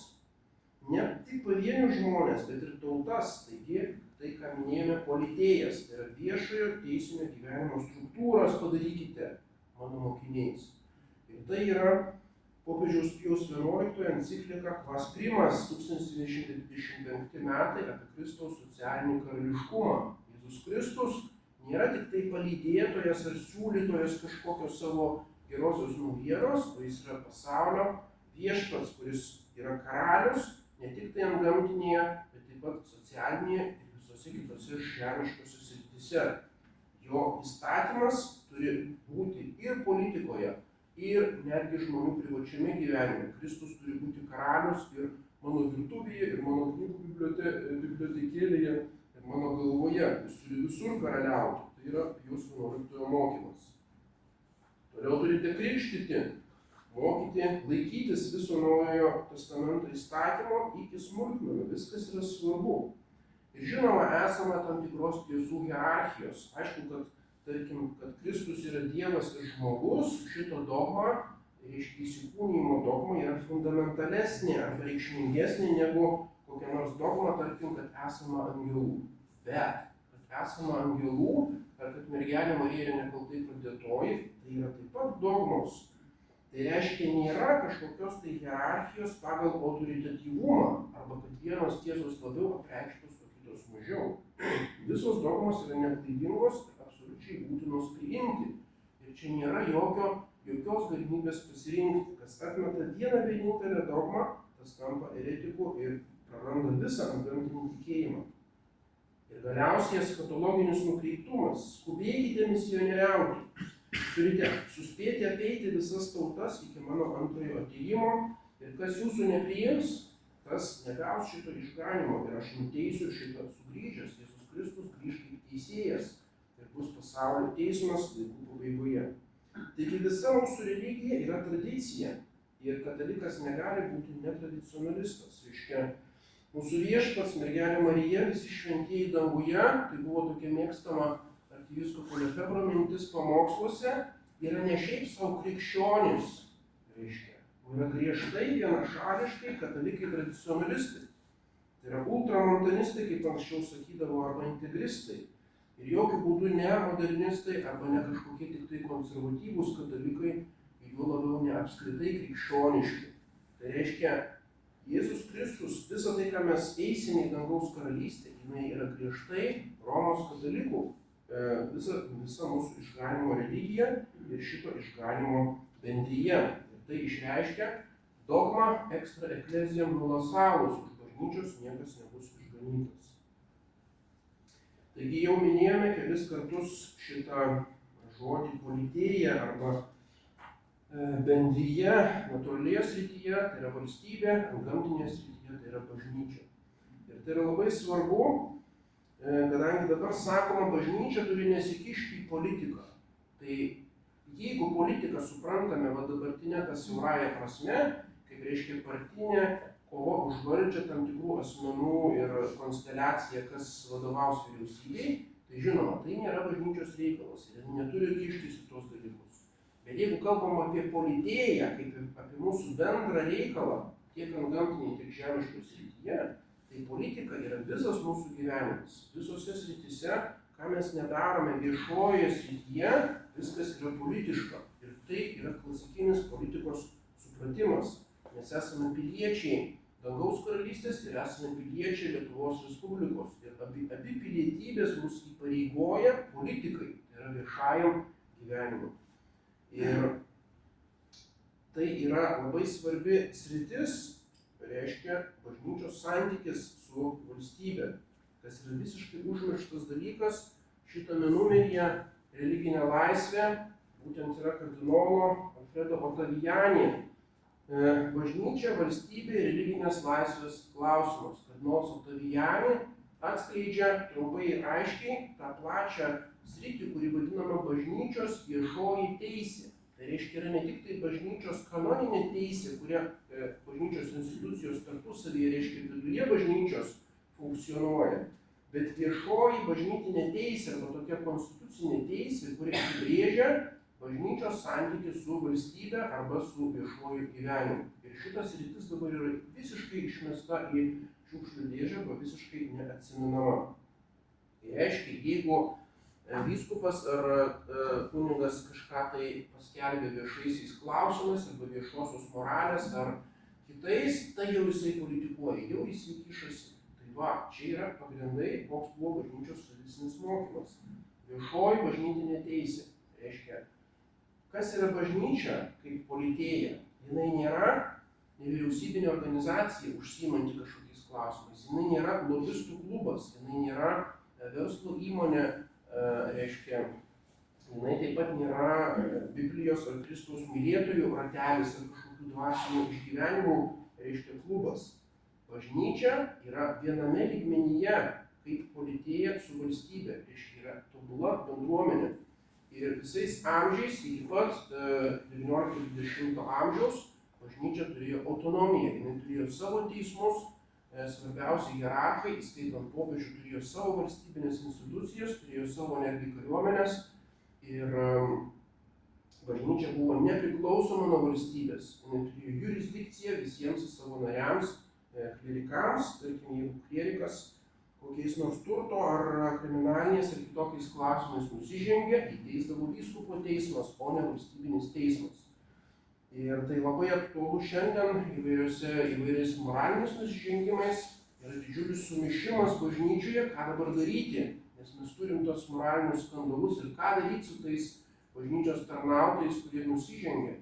Nes bažnyčia nebeturi visų šitų institucijų, nebeturi kriminalinio teismo, nebeturi savo kalėjimų ir nebeturi galimybės egzekuoti, reiškia, tas įvairias bausmes. Ir tada jinai turi susitaikyti su valstybės vyresnybė, turi perduoti valstybiniams teismams ir taip toliau. Tai yra bažnyčios kaip bejėgiškumo toksai vienas iš simptomų. Ir bažnyčia turi turėti visišką nepriklausomybę savo nuosavybės, savo jurisdikcijos, savo asmenų ir tai būdavo visais amžiais, tai buvo Lietuvos didžioji kunigaikštystė ir taip toliau. Ir štai šitos bažnyčios santykis su valstybe būdavo toks, kad valstybė, kurioje dauguma gyventojų yra katalikai, priklauso šitai bažnyčios politėjai, tokia valstybė taip pat turėdavo būti pozityviai katalikiška. Ir šitą principą atmeta Antro Vatikano susirinkimo religinės laisvės doktrina. Mažai kas gilinosi į tą arba atkreipė dėmesį, bet būtent religinės laisvės deklaracija Antro Vatikano susirinkimo yra pati radikaliausia ir labiausiai nusižengianti visai tradiciniai bažnyčios doktrinai. Šitos deklaracija negali pasiremti nei vienu ankstesniu popiežių arba bažnyčios susirinkimo dokumentu, savo išnašuose ar kitur. Absoliučiai nėra jokio pagrindo. Tai yra nuo nulio iš naujo parašyta doktrina, kas trumpai sakant, ką reiškia religinė laisvė pagal Antrą Vatikaną. Tai reiškia, kad žmogus iš savo prigimties, tai yra prigimtinė teisė, reiškia, jūs natūralis, galima sakyti, šitą prigimtinę teisę, turi absoliučią laisvę ir teisę turėti savo tikėjimo įsitikinimus, net jeigu yra klaidingi, ir šitos įsitikinimus individualiai ir bendruomeniškai skelbti ir turėti kultą šitų įsitikinimų. Tai reiškia, tai yra minties, žodžio, spaudos ir kulto laisvė. Reiškia, tai, kas buvo Prancūzų revoliucijos paskelbta žemiškos valstybės tvarkoje, religinės laisvės doktrina perkelia į bažnyčios vidinę teisę arba į šitą viešąją bažnyčios teisę. Pasakė, kad netgi nepageidautina, kad valstybė būtų pozityviai katalikiška, valstybė turi būti neutrali ir turi visoms religijoms suteikti vienodą religinę laisvę. O žmogus iš savo asmeninio orumo, jisai turi teisę būtent tikėti, ko nori, skelbti, ką nori ir daryti kultą, kokį nori. Tai yra visų religijų laisvė. Šitas mokymas yra absoliučiai priešingas sveikai katalikiškai filosofijai, politiniai, tomistiniai, taip pat priešingas visų amžių bažnyčios mokymui ir priešingas visam tikėjimui. Niekados šitaip nebūdavo. Vietoj religinės laisvės principo bažnyčia visuomet laikydavosi tolerancijos principo. Kas yra tolerancija, lotyniškai tai yra pakentimas. Žemiškas gyvenimas yra netobulas. Ir yra įvairiausios religijos ir sektos, ypač tokiuose daugiakonfesinėse valstybėse, kaip Lietuvos didžioji kunigaikštystė. Ir norint palaikyti žemišką viešąją tvarką, valstybė laikosi tolerancijos, reiškia pakentimo. Jis pakenčia įvairias kitas nekatalikiškas religijas. Bet šitas pakentimas tai nėra jų pozityvus priėmimas arba jų pozityvus priėmimas. Mes pakenčiame ir toleruojame tai, kas yra savaime bloga. Ir bažnyčia niekuomet nepasisakė prieš toleranciją. Taip pat popiežiai, tarkim, globodavo ir žydus, tai buvo popiežių valstybėje, ir Lietuvos didžiosios kunigaikštystės vyskupai prisidėdavo prie žydų netgi bendruomenių įvairių reikalų tvarkymo, ir tai yra visoje istorijoje mes matome, kad įvairūs persekiojimai arba netolerancijos arba pogromai arba religiniai karai, tai būdavo dažniausiai išimtis. Tai buvo tam tikrais etapais tokie apgailėtini susidūrimai. Taigi mes nepasisakydami prieš religinę laisvę, mes nesakom, kad turi būti kažkokie religiniai karai, ar turim užsidaryti kaip gete, ar nevesti dialogų su kitomis religijomis, arba kad valstybė turi uždrausti visus ir persekioti. Ne, tai yra tas tolerancijos principas. Tačiau esmė yra tokia, kad religijos srityje yra tik tai vienintelė tiesa. Ir šita tiesa priklauso katalikų bažnyčiai. Yra vienintelė teisinga religija, tai yra katalikų religija. Ir visos kitos religijos yra klaidingos. Nes pagalvokit, tai nėra kažkokia puikybė. O kas yra pats žodis religijo? Religijo, etimologiškai, tai yra surišimas Dievo su žmogumi. Reiškia, santykis tarp Dievo ir žmogaus. O kas tą santykį nustato? Tai yra Dievas. Dievas nėra kažkokie mūsų religinių įsitikinimų herojus, o tai yra realus Dievas, dangaus ir žemės tvėrėjas. Dievas yra tikrovė, objektyvi, nepriklausanti nuo mūsų tikėjimo, mūsų įsitikinimų. Jis yra vienas tas Dievas. Ir to Dievo valia arba apreiškimas arba būdai religijo, kaip užmegzti ryšį su žmonėmis, taip pat yra vienas. Reiškia, jau iš pačios etimologijos religija kaip tikrovė, jinai gali būti tik tai viena. Reiškia, tai yra vadinamoji religijos teologija, kuri yra plėtojama jau Senajame testamente. Kodėl pasaulyje yra daug religijų ir kuo jos skiriasi. Ir būtent šita tradicinė religijos teologija yra tokia, kad kadangi Dievas yra vienas, ir taip pat Jėzus Kristus yra vienas, ir išganymo tikslas yra vienas, tai yra dangaus karalystė, ir išganymo priemonių komplektas yra vienas, tai yra apreiškimas, šventasis raštas, sakramentai ir visa kita. Ir čia negali būti pliuralizmo tiesiog ontologiškai savo esmėje. Tai reiškia, visuomet yra viena tikroji religija ir daugybė masė klaidingų religijų, kurios apsimeta, kad jos sukuria ryšį su Dievu, arba net išsigalvoja savo kažkokius kitokius dievus, kurie iš tikrųjų nėra dievai. Ir pirmoji stadija šitos tikrosios religijos tai buvo vadinamoji pirmykštė religija, kuri ėjo nuo Adomo ir Ievos per patriarchus, per senuosius žmonės, tai yra antgamtinis ryšys su Dievu. Tai nėra natūralioji religija, kuri reiškia prigimtinė tokia filosofinė, bet jinai yra antgamtinė, remiasi antgamtiniu tikėjimu ir rėmėsi Adomo ir Ievos, galima sakyti, pirmais, jie buvo kaip pirmieji jos atstovai. Pirmykštė religija. Antroji stadija yra Senojo testamento religija, pradėta Mozės apreiškimas ant Sinajaus kalno.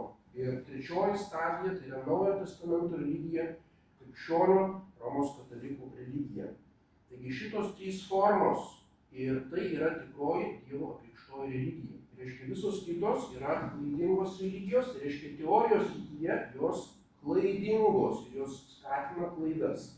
Moralės srityje visose šitose klaidingos religijose rasime daugybę nukreipimų, kurie netitinka prigimtinės moralinės teisės ir netitinka apreikštosios moralės normų. Tai reiškia, jos yra blogos moraliniu būdu.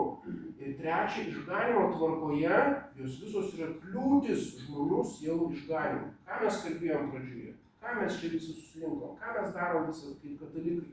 Mes norim išganyti savo sielas.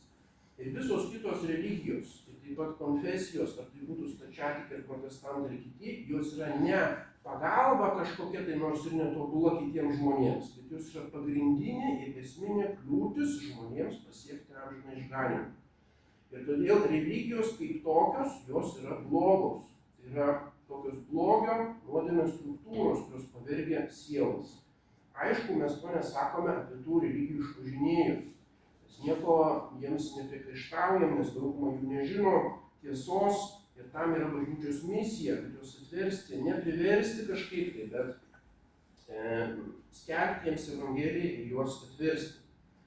Ir būtent šitam prieštarauja religinės laisvės principas. Spaudžiant Vatikano hierarchams, daugelis katalikiškų valstybių to meto, 70-80 metais, panaikino savo konstitucijose katalikiškos valstybės sąvoką. Tai buvo Ispanija, Italija, Lotynų Amerikos kai kurios valstybės. Koks yra pasiekmė viso šito? Tai yra masinis visokiausių sektų plėtimas, ypač tai yra tragiška Brazilijoje, kuri iki šiol buvo pati didžiausia katalikiška valstybė pasaulyje.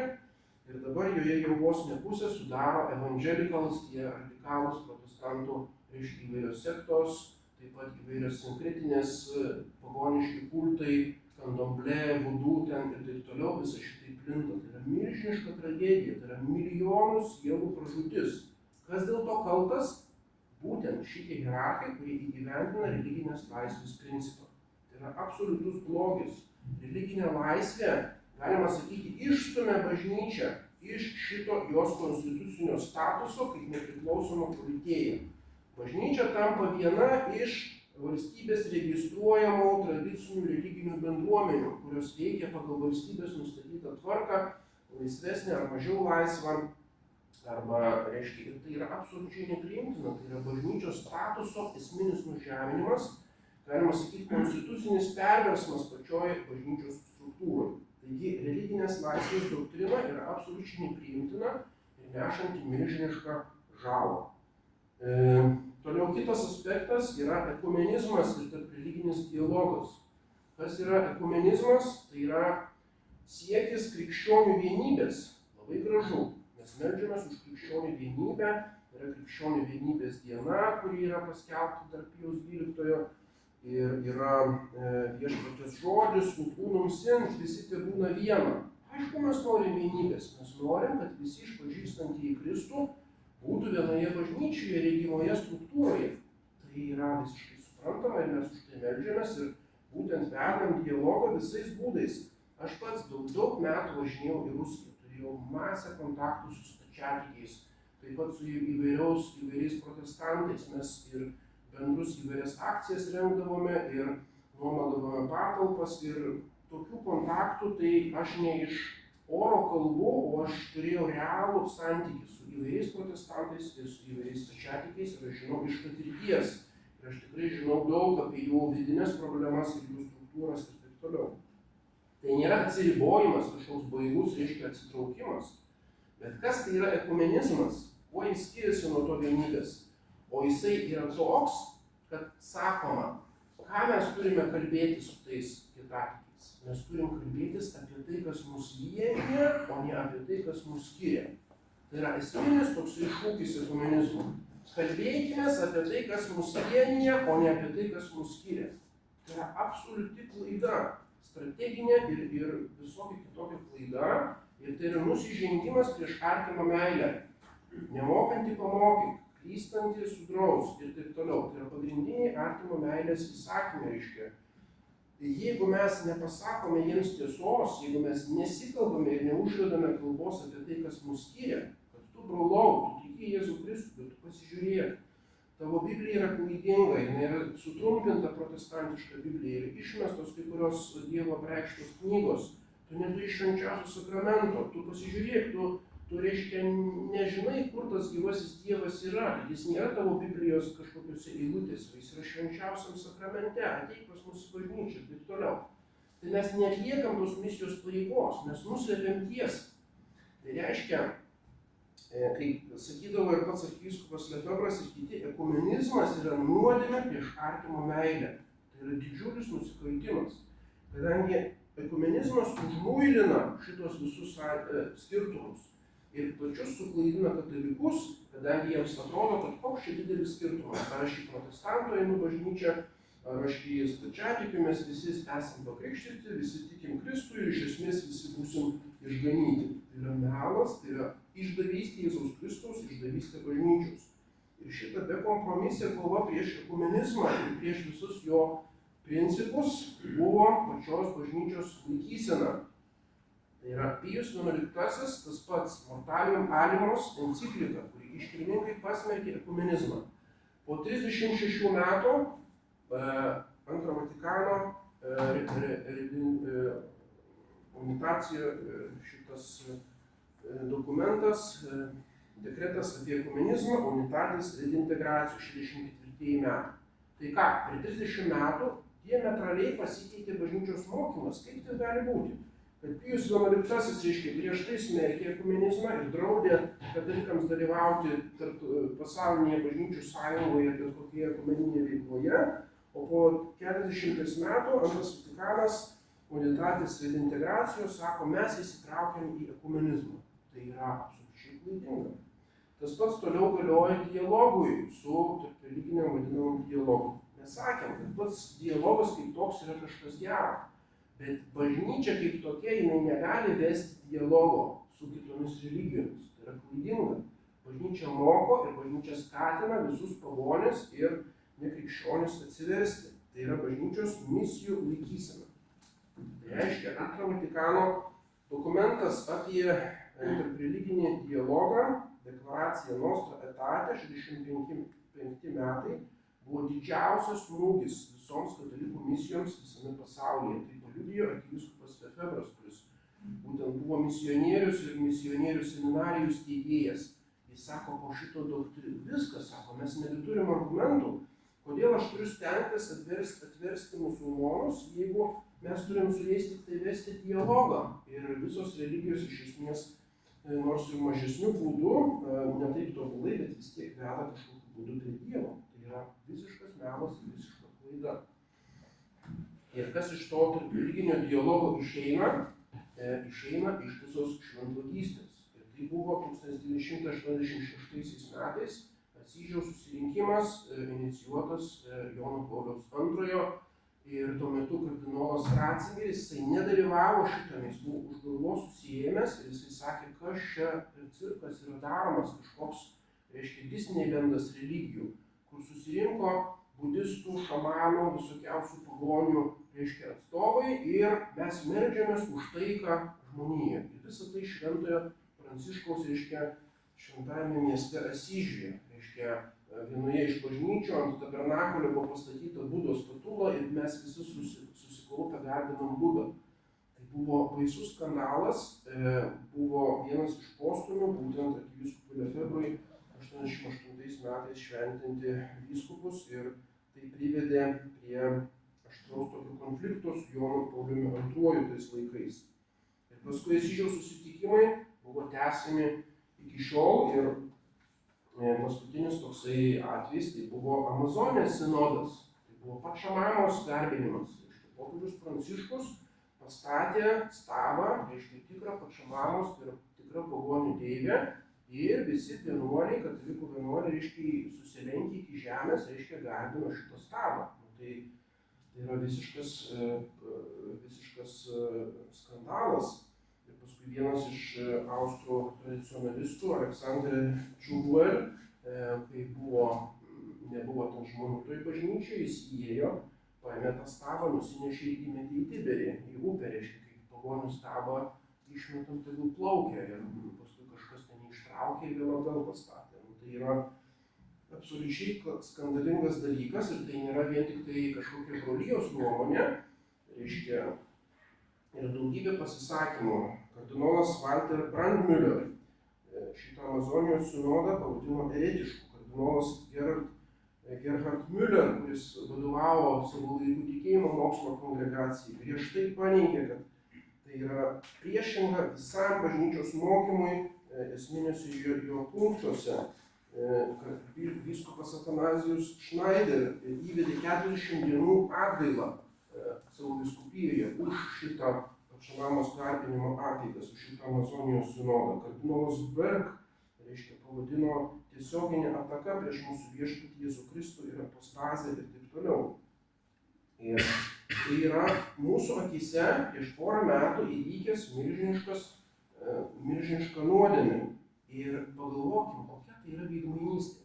Popiežius Pranciškus sako, mes turim rūpintis Amazonijos čiabuviais, reiškia, kurie gyvena su gamta, viskas tvarkoj.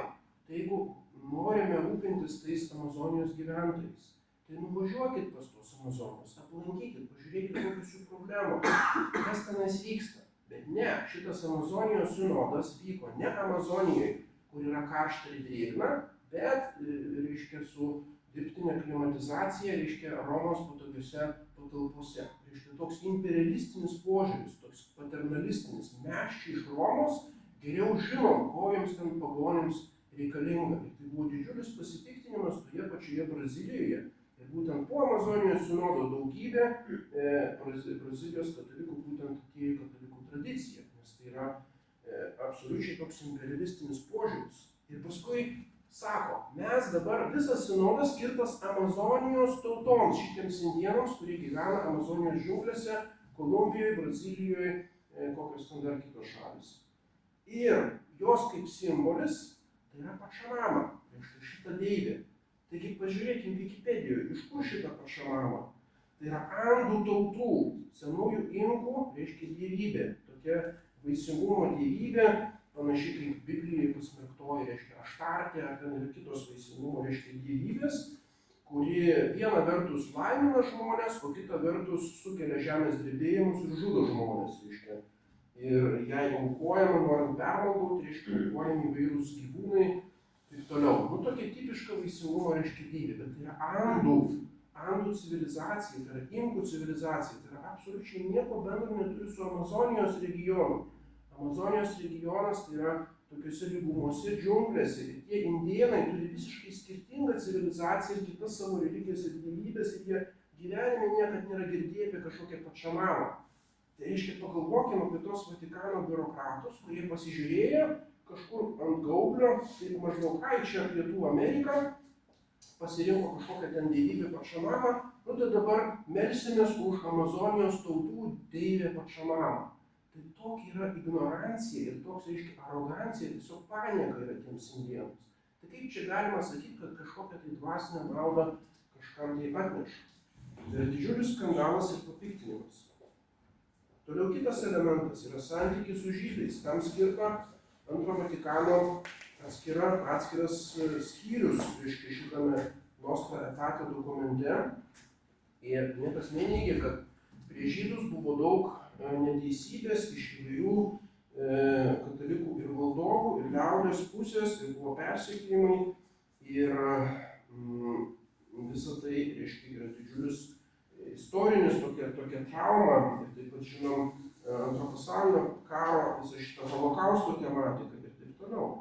Tačiau reaguojant į tai, visiškai klaidinga reakcija. O šita reakcija yra tokia, kad mes pakeičiam katalikų teologiją žydų atžvilgiu. Ir tada įvedamas šūkis, mes turim atmesti pakeitimo teologiją. Reiškia, atmetama ir pasmerkiama supersesionizmas. Supersession tai yra pakeitimas. Ką tai reiškia supersesionizmas? Tai reiškia, kad katalikų bažnyčia yra naujoji Dievo tauta. Tai yra naujasis Izraelis. Ir naujasis testamentas superseded arba pakeitė Senąjį testamentą ir todėl Senasis testamentas nebegalioja savo ritualiniuose, reiškia, kultiniuose įstatymuose, o galioja tik tai jo moralinės normos, kurios yra įtrauktos į Jėzaus Kristaus moralinį kodeksą. Ir reiškia, dabar supersesionizmas tai yra kaip koks velnias, reiškia. Jeigu tu nepasmerki supersesionizmo, tai tu praktiškai esi antisemitas. Tai yra absoliuti revoliucija ant lygaus lauko ir tai nėra kažkokios smulkmenos, kaip mes sakom, tradicionalistai kalbinėjasi lotynų kalba, sutanos kažkokie tai paviršutiniai, antraeiliai, trečiaeiliai dalykai. Ne. Čia eina kalba apie patį fundamentą mūsų krikščioniškos religijos. Kas tai yra naujasis testamentas ir kuo jis skiriasi nuo Senojo testamento? Kas yra Jėzus Kristus? Kad Jėzus Kristus yra Mesijas. Ir tai, jeigu mes atmetam supersesionizmą, mes pakertam pačius Naujojo testamento religijos pamatus. Supersesionistais buvo apaštalas Paulius, buvo Buvo bažnyčios tėvai Justinas ir Irenėjus Augustinas. Paskaitykit bet kurį bažnyčios tėvą, visi aiškina, kad Naujasis testamentas pakeitė Senąjį testamentą ir Senasis testamentas nebegalioja. Mūsų laikais popiežius Pijus XII enciklika 43 metai Mystici Corporis apie bažnyčią aiškiai, nedviprasmiškai patvirtintas supersticionizmas, kad iš tikrųjų Senojo testamento kultas nebegalioja. 65 metais Nostra Aetate, reiškia Antrame Vatikane, nebuvo dar griežtai atmestas supersticionizmas, galima sakyti, toks buvo soft supersticionizm, kaip sakoma, reiškia, sakoma Nostra Aetate, kad bažnyčia išties yra naujoji Dievo tauta, bet, sakoma, žydai irgi nėra jokių būdų Dievo atmesti ar baudžiami. Tai kaip dabar? Arba jie priima tą Naują testamentą Jėzų Kristų, arba nepriima. Tai ar tai yra nuodėmė atmesti Jėzų Kristų, ar tai nėra nuodėmė? Tai reiškia, jau yra prieštaravimas įvestas. Dar išliko tas sakinys, kad bažnyčia yra naujoji Dievo tauta, bet jau viskas yra suvelta. Ir galiausiai Jonas Paulius II iškėlė laiškas Romiečiams, 11 skyrius.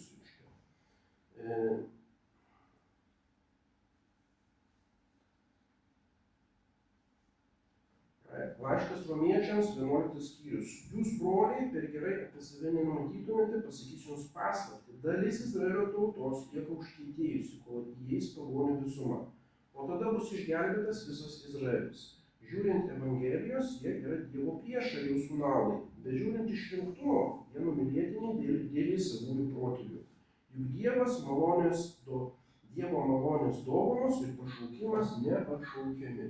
Ir tai iškėlė Jonas Paulius II ir daugybėje savo dokumentų visur cituoja tik tai šitą 29 eilutę. Dievo malonės dovanos ir pašaukimas neatšaukiami. Ir sako, žiūrėkit, yra neatšaukiami. Reiškia, žydai, kaip tauta ir visas judaizmas ir šita bendruomenė bus išganyti dėka šito pašaukimo, net jeigu jie nepriima Jėzaus Kristaus, reiškia išlieka. Tai klausykit, kodėl mes cituojam tik 29 eilutę, o necituojam ankstesnių eilučių, kurios sako, kad žiūrint Evangelijos, jie yra Dievo priešai, jūsų naudai. Ir jis kalba apie apokaliptinius laikus, kad tik tai laikų pabaigoje žydų tauta kaip tokia politėja, kaip tokia bendruomenė, jinai kolektyviškai, reiškia, priims, apgailės savo klaidas ir priims Mesiją ir atsivers, ir net taps uoliais Jėzaus Kristaus apaštalais, būtent tais paskutiniaisiais laikais, antikristo laikais. Tai yra tokia elitinė, galima sakyti, žydų tautos misija antikristo arba prieš antikristo laikus antrą kartą Jėzui Kristui ateinant. Tai reiškia, yra manipuliacija švento rašto šitais žodžiais, tai yra visiškai klaidinga. Tai yra smūgis patiems Naujojo testamento religijos pagrindams. Reiškia, Kristus nebėra būtinas kaip išganytojas tam tikrai vienai tautai. Tai yra didžiausia diskriminacija žydų ir didžiausias antisemitizmas sakyti, kad žydams to nereikia. Ir sakoma, reiškia, žydai išlaiko šitos pažadus Senojo testamento. Bet tai visiškai neatitinka to, ką mes žinom iš religijotyros. Ką mums sako religijotyros mokslas, kaip sako Greta Thunberg, tikėkite mokslu, iš mokslo autoritetas. O jis mums sako, kad yra viena religija, vadinama mozaizmu, tai yra Senojo testamento religija. Tai yra tikroji religija, kaip sakėme, pirmoji religija tai yra pirmykštė religija, antroji yra mozaizmas, Senojo testamento religija, trečioji yra katalikybė, Naujojo testamento religija. Ir štai šitas mozaizmas galioja iki Jėzaus Kristaus laikų, paskui Jeruzalė buvo romėnų sugriauta, jo šventykla sunaikinta. Buvo sunaikintos genealoginės, reiškia, linijos. Žydai prarado iš esmės savo genealogiją ir tuo metu tada kai kurie žydai toliau save vadino kohenais, reiškia kunigais, bet tai jau nebėra jokių įrodymų, kad jie yra tikri kohenai, o kas yra ne kohenas, ne kunigas, tas negali vykdyti esminio to mozaizmo religijos akto, tai yra kruvinų aukų šitoje šventykloje. Viskas, šita religija faktiškai žlugo. Ir tada 70 metais ir vėlesniais Šitie žydų fariziejų rabinai susirinko Tiberijos mieste Galilėjoje, susirinko Jamene ir kitose, reiškia, Galilėjos centruose, kurie yra jau kitas regionas, tai jau nebėra Judėja, o yra Galilėja. Ir tenais įsteigė visiškai naują religiją, kur yra judaizmas. Taigi judaizmas nėra tęsinys arba ta pati mozaizmo religija, Senojo testamento religija, yra tai nauja religija, kur yra sukurta vėliau negu krikščionybė. Krikščionybė yra senesnė religija negu judaizmas. Ir šitą religiją remiasi ne tiek Tora Senojoje testamentu, kadangi iš jo išimamos tik tai kažkokios teisinės normos, bet reiškia visas pranašystės apie Mesiją visiškai yra užmirštos ir necituojamos, o jos pagrindas yra Talmudas. Tai yra talmudinė, juridinė tokia knygos religija. Savo pačią struktūrą religijotyrinę visiškai skirtinga nuo aukos, šventyklos ir kunigystės religijos, kuri buvo mozaizmas. Taigi sakyti, kad žydai yra išgelbėjami dėka šitos judaizmo religijos ir dėka dalyvavimo sinagogos apeigose, tai yra absoliutus iškreipimas, tai nėra tęsinys ir ta pati religija kaip Mozės religija. Ir žydai neišlaikė tos Senojo testamento religijos ir todėl negalima sakyti, kad ir šituo atžvilgiu jie kažkaip tai tęsia. Tai dabar kaip su tais Pauliaus žodžiais, juk Dievo malonės ir pašaukimas neatšaukiami. Taip, žinoma neatšaukiami. Dievas toliau šaukia žydų tautą. Žydų tauta tai toliau yra ypatinga, jinai yra teologinė tauta. Žydų tautos persekiojimas arba jos žudymas bus Dievo baudžiamas, tai yra visas šitas pritaikymas Kaino istorijos žydų tautai ir taip toliau. Todėl bažnyčia visą laiką draudė ir popiežiai bet kokius pogromus ir persekiojimus žydų. Ir ką reiškia? Dievo pažadai neatšaukiami. Jis toliau šaukia žydus ir neatšaukia šito savo pažado ir išrinktumo.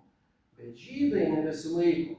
Jeigu yra sandora, berit, reiškia sandora tarp Dievo ir Izraelio tautos, jinai turi būti abipusė ta sandora. Iš Dievo pusės sandora neatšaukta. Žydų tauta toliau yra šaukiama.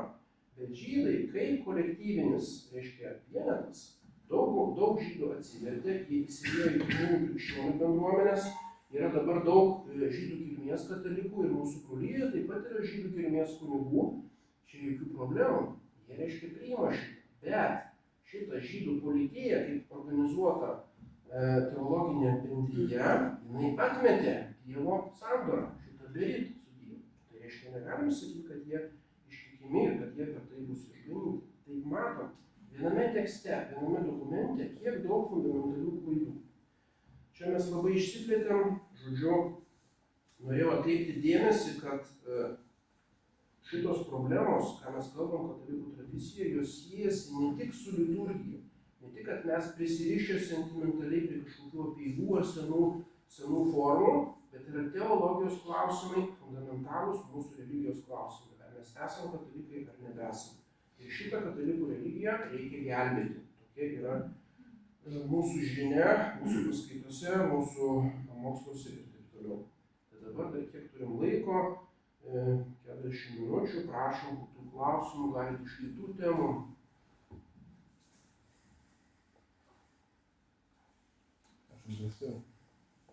Čia gal ir atsakėte, bet tas ekumenizmas kada jis atsirado, sakysim, ir kas iniciatorius? Ekumenizmas atsirado XIX amžiuje tarp protestantų bendruomenių. Tai reiškia, buvo toks judėjimas vienytis tarp protestantų. Pirmiausia, Vokietijoje tarp kalvinistų, kurie kalvinizmą išpažino Prūsijos karaliai ir liaudis buvo liuteronai. Tai reiškia, kad suvienyti liuteronizmą su kalvinizmu Vokietijoje ekumenizmas. Paskui buvo Didžioji Britanija, kad suvienyti anglikonizmą su reformatais. Ir paskui buvo įsteigta pasaulinė bažnyčių taryba, tokia didžiulė kaip jungtinės tautos, tokio įvairių krikščionių konfesijų, ypač aptarti misijų klausimams, kad nekonkuruotų tarpusavy Biblijos leidimo klausimų ir taip toliau. Tai reiškia, ekumenizmas kaip toks buvo protestantų išrastas ir protestantų praktikuojamas ir katalikai nieko bendro su tuo neturėjo iki pat Antrojo Vatikano susirinkimo. Ir tik tai paskui buvo įtraukti į visą šitą mašiną.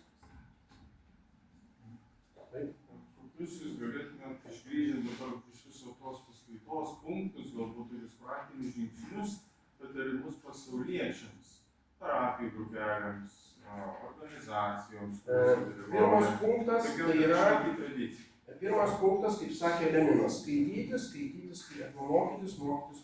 Tai reiškia, turim skaityti, skirti laiko, investuoti energijos savo. Aišku, visi dirbam, visi esame užsiėmę, bet paimkite pirmiausia katekizmą, paskui paskaitykite tos popiežių dokumentus, pasidomėkite, kas yra visas. Ne kad čia Lietuvoje kelios koplytėlės, kažkokie tai kunigėliai čia važinėja, skaito paskaitas, bet yra pasaulinis judėjimas, galima sakyti, gelbėjimosi bažnyčios šitomis sudėtingomis sąlygomis. Susipažinkit su kontekstu.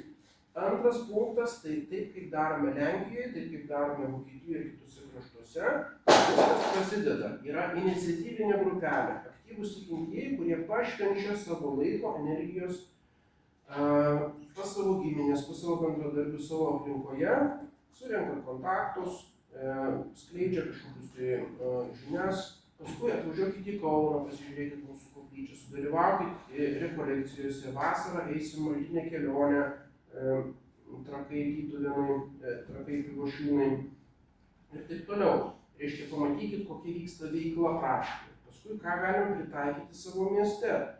Jeigu yra kažkokia tikinčių grupė, reikia surasti kažkokias patalpas, arba vienkartinės, arba nuolat nuomojamas. Ir juose pirmiausia kažkiek laiko vyksta tos tradicinės mišios. O paskui jau darom peticiją, mūsų vyresnybė yra Varšuvoje, arba kitų, kad būtų skiriamas kunigas ir kad jam būtų skiriamas grafikė laikas atvažiuoti. Kitas variantas, kad atsirastų vietinis kunigas, kuris, taip kaip kunigas Minderis Vilniuje, tiesiog iš diecezijos ir iš kažkokios vienuolijos ir apsiima laikyti tas mišias. Tačiau toks kunigas turi būti integralus, jis reiškia turi tai daryti iš širdies ir turi suprasti. Ir jis turi pats vertinti tas tradicinės mišias. Jis negali būti vyskupo tiesiog paskiriamas. Ai, tu pasiskaityk rubrikas, ir kažkaip jiems atlaikysi, kadangi jie nori, bet pats kunigas širdimi to visiškai nesidomi, tada jo visi pamokslai bus toliau modernistiniai, kokie nors sentimentalūs ir jokios naudos neatneš. Ir kas iš to, kad bus formaliai tos mišios, bet jos didelės naudos neatneš. Ir tada toje vietoje yra laikomos tos tradicinės mišios ir tada jau tikintieji žiūri, kuo jie gali prisidėti. Patys tikintieji pasisiūlo, mes galim gėles, mes galim nupirkti kokį nors arnotą, mes susiorganizuojam į scholą, reiškia, kurį gieda tos Kyrie, Glorija ir kitus. Tarkim, Kaune, Vilniuje mūsų skolos atsirado nuo nulio. Tai nėra profesionalūs muzikantai, o tiesiog žmonės, kurie iš interneto pasigūglino, gavo visas tas natas ir patys išmoko ir gieda. Ir Kyrie, ir Glorija, ir net tas kintamasis dalis. Taigi viskas yra įmanoma, kiekvienas pagal savo talentus gali prisidėti ir tai yra būtent tada toksai pačios bendruomenės darymas tokios tradicinių mišių centro. Ir paskui tas tradicinis centras jau savo ruožtu daro kokias nors lokalinės maldinės kelionės, taip kaip mes su Valkose pradėjom koplyčią ir paskui Studžianyčia, reiškia, yra toksai vietinė šventovė einama arba į Kėčvaldą, arba kitur. Ir visokia kitokia veikla, atsiranda katekizmas vaikams, atsiranda tokia kaip misijos veikla. Tai reiškia, brolijos kunigai, nors mes gyvename atseit katalikiškam krašte, Lenkija, Lietuva ir taip toliau, bet mes veikiame misijų principais, galima sakyti. Ir tai yra tokia kaip naujieji misijų kraštai. Tai reiškia, taip kaip buvo daroma Afrikoje ir kitose šalyse, taip ir mes. O taip nuo kuklių tokių dalykų prasideda, atsiranda vienas centras, atsiranda kitas. Ir aišku, tada reikia vertinti. Jeigu aš vertinu šitą tradiciją, vertinu tradicinės mišias, tai aš nepatingėsiu ir 100 kilometrų atvažiuoti į tą koplyčią, kaip jau kai kurie iš Panevėžio ir daro, atvažiuoja į Šiaulius, kur turim tokią bažnytėlę. Tai vat, toks kelias yra kaip savaime besivystantis. Dar kokių klausimų?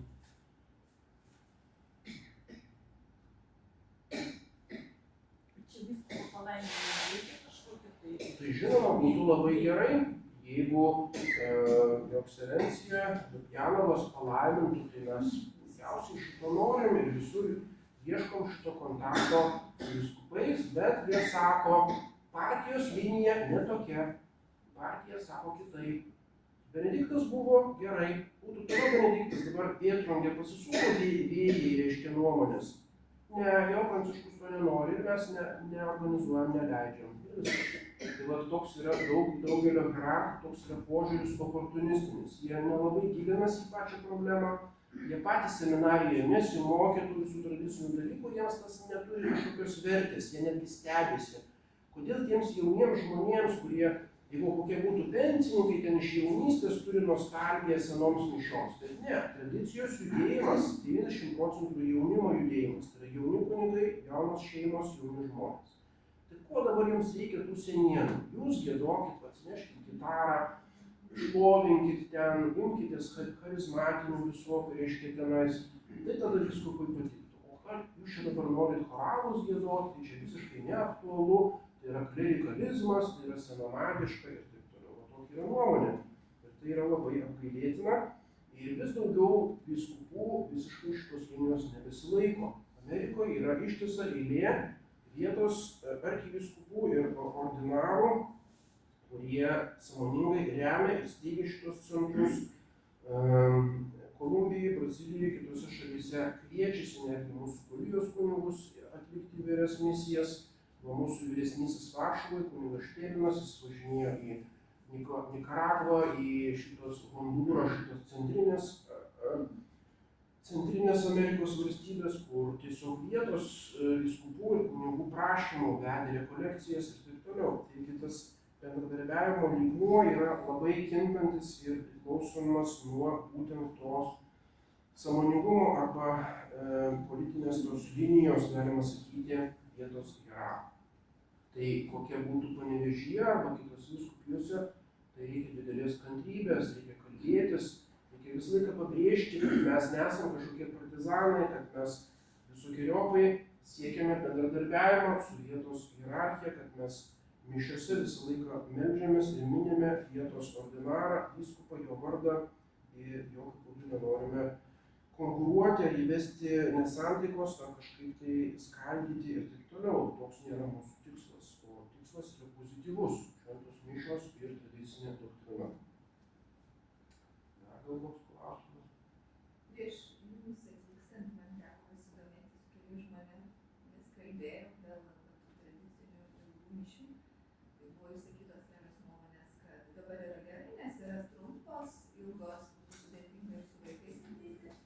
Šitas momentas kalbėjau su vienuolė, kuri iš Argentinos, ten yra laikomos mišios, jos artimieji lanko ilgas mišias. Tai įvardėjo taip pat tokią problemą, kad tie lankantis ilgas tradicinės mišias susireikšmina ir atsiranda visuomenėje toks požiūris, kad mes geresni, nes aš kėliau klausimą, kodėl negalėtų mūsų vyskupas paleisti. Tai jis sako, kad galbūt jisai mato problemą, nenori kiršinti krikščionių, nes tie tarsi būna, nes Argentinoje yra problema. Mes geresni, o jūs... Taip, čia yra keli klausimai. Vienas tai yra dėl ilgio. Tai yra tikrai netiesa. Mūsų mišios, ką aš Kaune laikau, tai yra giedotinės mišios su visų proprijom, su pamokslu normalaus ilgio. Viskas trunka valandą ir 15 minučių maksimum. Tai yra tikrai neilgiau negu iškilmingos sekmadienio mišios naujomis apeigomis kur nors Panevėžyje. Tikrai neilgiau. Aišku, viskas priklauso nuo kunigo, reiškia, laikymo greičio, nuo pamokslavimo greičio ir taip toliau. Tai yra tokie vietiniai dalykai. Bet pačios mišios tikrai netrunka ilgiau. Problemos su vaikais kyla lygiai tos pačios ir pas mus ir bažnyčiose. Daug tėvų tada, reiškia, pasiskirsto ir vieni ateina su vaikais, kiti ne. O pas mus Vilniuje nedidelė koplyčia susigrūda, reiškia, 5 šeimos ir kiek ten tų vaikų. Ir aišku, klegesys, tai reikia labai stengtis, kad prarėktum per pamokslą tos visus, kas čia buvo pas mus Vilniuje. Tai mums vaikai tikrai netrukdo ir tai yra jų kaip šlovinimo būdas, jų tie visi veiksmai. Ir aišku, tėvai irgi turi stengtis tos vaikus mokyti, maldos, tai tikrai nėra kliūtis. Kita kliūtis, sakoma, yra lotynų kalba. Tai taip pat visa mūsų praktika visur, Lenkija ir Lietuva rodo, kad lotynų kalba nėra kliūtis. Tie, kas domisi, ateina ir vyresnio amžiaus ir nepriklausomai nuo išsilavinimo, jie per 2, 3, 4 kartus paskaitydami, mūsų maldaknygė yra aukštinširdis, lotyniškai, lietuviškai, taip pat turim kiekvienam sekmadieniui knygelės, jokių problemų, iš karto įsitraukia, supranta bažnyčios struktūrą. struktūrą, supranta, apie ką tos yra maldos ir taip pat jie išmoksta ir pagiedoti, ir takyje, ir gloriją, ir taip pat pabaigoje, pradžioje giedama ir lietuviškas giesmes, mes skatiname ir visą lietuvišką tradicinį giesmyną, mūsų giesmynę daug pastangų įdėjome, kad išspausdintume natas ir praktikuojame taip pat visą vertingą muzikinį paveldą lietuvišką. Ir tai taip pat yra didelė ir svarbi tradicija. Dėl to susireikšminimo, tai čia toks yra emocinis argumentas. Aišku, vienas kunigas bus pasipūtęs, kitas susireikšminimas, trečias toks. Ir tai yra tokie subjektyvūs dalykai. Kalbame ne apie asmenis arba net ne apie mūsų kongregaciją, kad čia mes brolyje kažkokie tai. Aš sakiau, brolyje yra tik tai viena dalelė viso to tradicijos judėjimo. Ir mes visiškai nesakom, kad čia kažkoks monopolis yra ar copyright ir taip toliau. Nėra jokio susireikšminimo. Mums svarbiausia tai, kas yra objektyvus bažnyčios lobis. Tai, kad yra susipriešinimas, tas kitas argumentas. Tai taip, yra susipriešinimas, mes neneigiam. Yra konfliktas. Ir tas konfliktas yra net radikalus ir net reikalaujantis kankinių, galima sakyti. Arkivyskupas Lefebvras rašo, kiek jis pats pažinojo ir monsinjorų senų, ir vyskupų, ir kunigų, kurie tiesiog žlugo psichologiškai, buvo sugniuždyti ir nuvaryti į kapus šitos liturginės reformos. Visą gyvenimą laikė tas mišias, o paskui jiems bandoma primesti naujas apeigas. Tai, kad konfliktas buvo, mes konflikto neneigiam, tai konfliktas įgauna net drastiškas formas. Tačiau kas kaltas dėl konflikto? Ar mes kalti? Ar dėl to, kad mes čia atvažiuojame ir kažką jums neramumus keliam ir maišom galvoje? Ne, konfliktą inicijavo ir pradėjo tie, kas įvedė šitas pseudoreformas, tie, kas įvedė šitas naujasis mišias. Antras Vatikano susirinkimas visiškai nereikalavo šitokių mišių įvedimo. Jisai sakė, mes turim šiek tiek daugiau naudoti liaudies kalbos, mes turim šiek tiek tą ir tą pakeisti nedidelius kosmetinius pakeitimus mišiuose. Tokia buvo antro Vatikano tėvų nuomonė. Visiškai kas kita buvo Bugninio reforma 69 metai, tai buvo radikalus išmetimas iš šiukšlių dėžę visos, ne tik tai mišių, bet ir sakramentų teikimo, brevijorius ir visa kita, viso liturginio lobio išmetimas ir vietoj to ant rašomojo stalo sukurtas visiškai naujas kūrinys, kuris nieko bendro neturi su katalikiškomis mišiomis. Šitas mišias kūrent dalyvauja protestantų pastoriai, jos yra įkvėptos protestantizmo įvairių formų ir ypač anglikonybės. Ir mes atvirai sakome, kad naujosios mišios nėra katalikiškos savo formą, savo teologiją, savo struktūrą ir savo tą pagrindinę orientaciją. Jos nebėra teocentrinės, o yra antropocentrinės. Tai yra didžiulė problema ir tragedija. Ir aišku, tada tie, kas mano, kad tai yra didelis dalykas, ta liturgijos reforma mūsų nemėgsta ir iš to atsiranda konfliktas, bet mes nesam konfliktų iniciatoriai, mes esam besiginančioji pusė. Ir mes nesam pacifistai, taip pat ir nevengiam to persekiojimo arba konflikto, nes tai, už ką kovojam, yra didelė vertybė. Ir manom, kad verta dėl to pakovoti. Ir ką dabar darysim. Ir vat ekscelencija Jonas Kauneckas, tai yra visos šitos patirtis, tos kartos, amžinai atilsį Sadūnaitė ir taip toliau. Tai buvo nedidelė grupė. Ne tik tai, kad ten kokie nors komunistai, bet dauguma Lietuvos žmonių galvojo, ką čia jie kelia triukšmą. Ir net kiek kunigų buvo, kurie sakė, ką mes turim tiesiog melstis taip kaip ir viskas, ir nesivelti į politikas, nerašyti kažkokių tai kronikų ir čia nekelti skandalų ir neskaldyti ir taip toliau. Viską tą patį išgyveno visa šita karta ir ištvėrė. Ir tai buvo konfliktas su, galima sakyti, šita ateistinė valstybė. Tai yra išorinis konfliktas. Dabar konfliktas yra viduje. Bažnyčia yra susiskaldžiusi. Yra tradiciniai katalikai, yra modernistai. Tai yra daug skausmingiau. Bet konfliktas yra kaip konfliktas. Ir mes taip pat esam persekiojami. Popiežius Pranciškus sako, mes turim būti įtraukus, mes turim įtraukti įvairius marginalizuotas mažumas visokiausias. Tai kas yra labiausiai marginalizuota mažuma ir labiausiai persekiojama, tai yra visokie tradiciniai katalikai visame pasaulyje, kurie yra niekinami, kurie išmetami iš bažnyčių, kurie yra vadinami klerikalais ir fundamentalistais ir kaip toliau. Tai kodėl jų atžvilgiu nenusileisti prie tų mažutėlių, nepasiūlyti jiems Nu ir tokiu būdu galim argumentuoti. Aišku, mes dar nepatiriam kažkokių čia didelių problemų, nesėdim kalėjimuose, taip kad aš tikrai nesiimu įžūlumo save lyginti su šita rezistentų karta, kurie kovoja prieš tą išorinę brutalią prievartą. Aišku, mes turim savo namus, laikom ir dar aš nesu mušamas ar akmenimis, ar kažkaip persekiojamas, ar sodinamas į kalėjimus, taip kad aš nedrįstu lygintis, kad čia mes labai jau smarkiai kenčiam ir esam panašus kankiniai kaip būtent šita rezistentų karta, bet principas yra panašus. Mes suprantam, kad yra svarbus dalykai, už kuriuos verta pakovoti, verta patirti įvairius nemalonumus. O jeigu yra tam tikras supratimas ar noras, mes visą laiką esame pasirengę kalbėti, suderinti sąlygas dėl patalpų ar dėl kitų klausimų ir mes visose šitose taktiniuose dalykuose tikrai nenorim jokio konflikto, įtampos ir skaldimo. Prašom, dar gal koks klausimas? Dėl komunijos priėmimo. Taip. Tai tradicinėse apeigose komunija yra atsiklaupus ir į burną. Ir komunijos priėmimą į rankas laikome vienu iš didžiausių piktnaudžiavimo, kurio vėlgi neįvedė nei Antras Vatikanas, nei joks popiežius. Nėra nei vieno oficialaus bažnyčios dokumento, kuris įvestų komuniją į rankas. Šita praktika atsirado kaip piktnaudžiavimas vakarų įvairiose bažnyčios vyskupijose be bažnyčios leidimo. Tai yra piktnaudžiavimas, tai yra nepaklusimas bažnyčios autoritetų.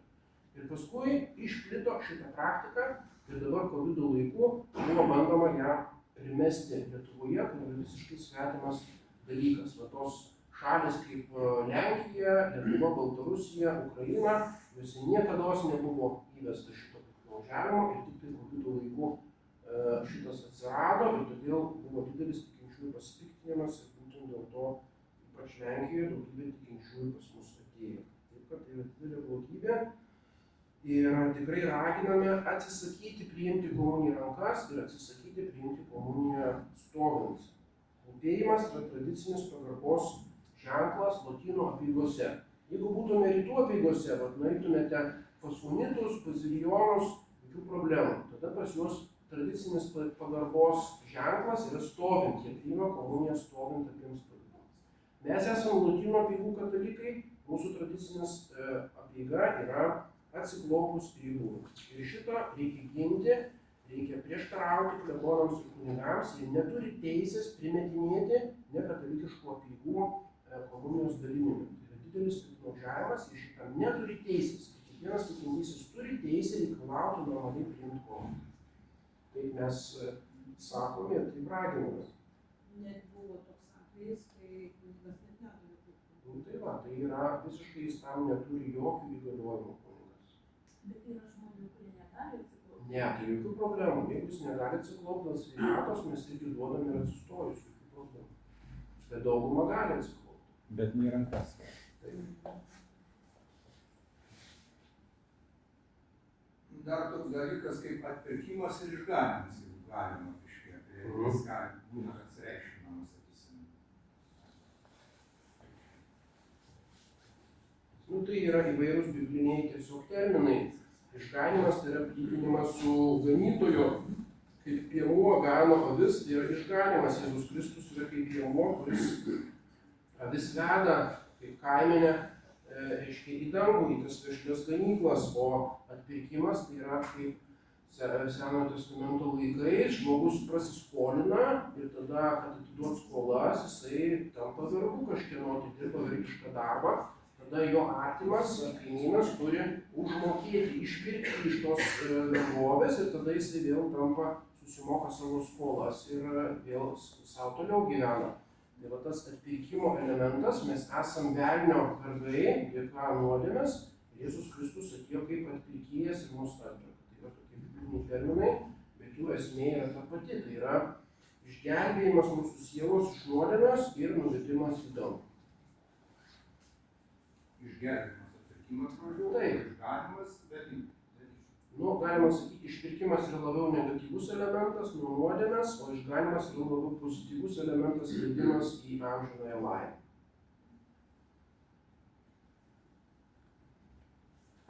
Dar gal koks klausimas?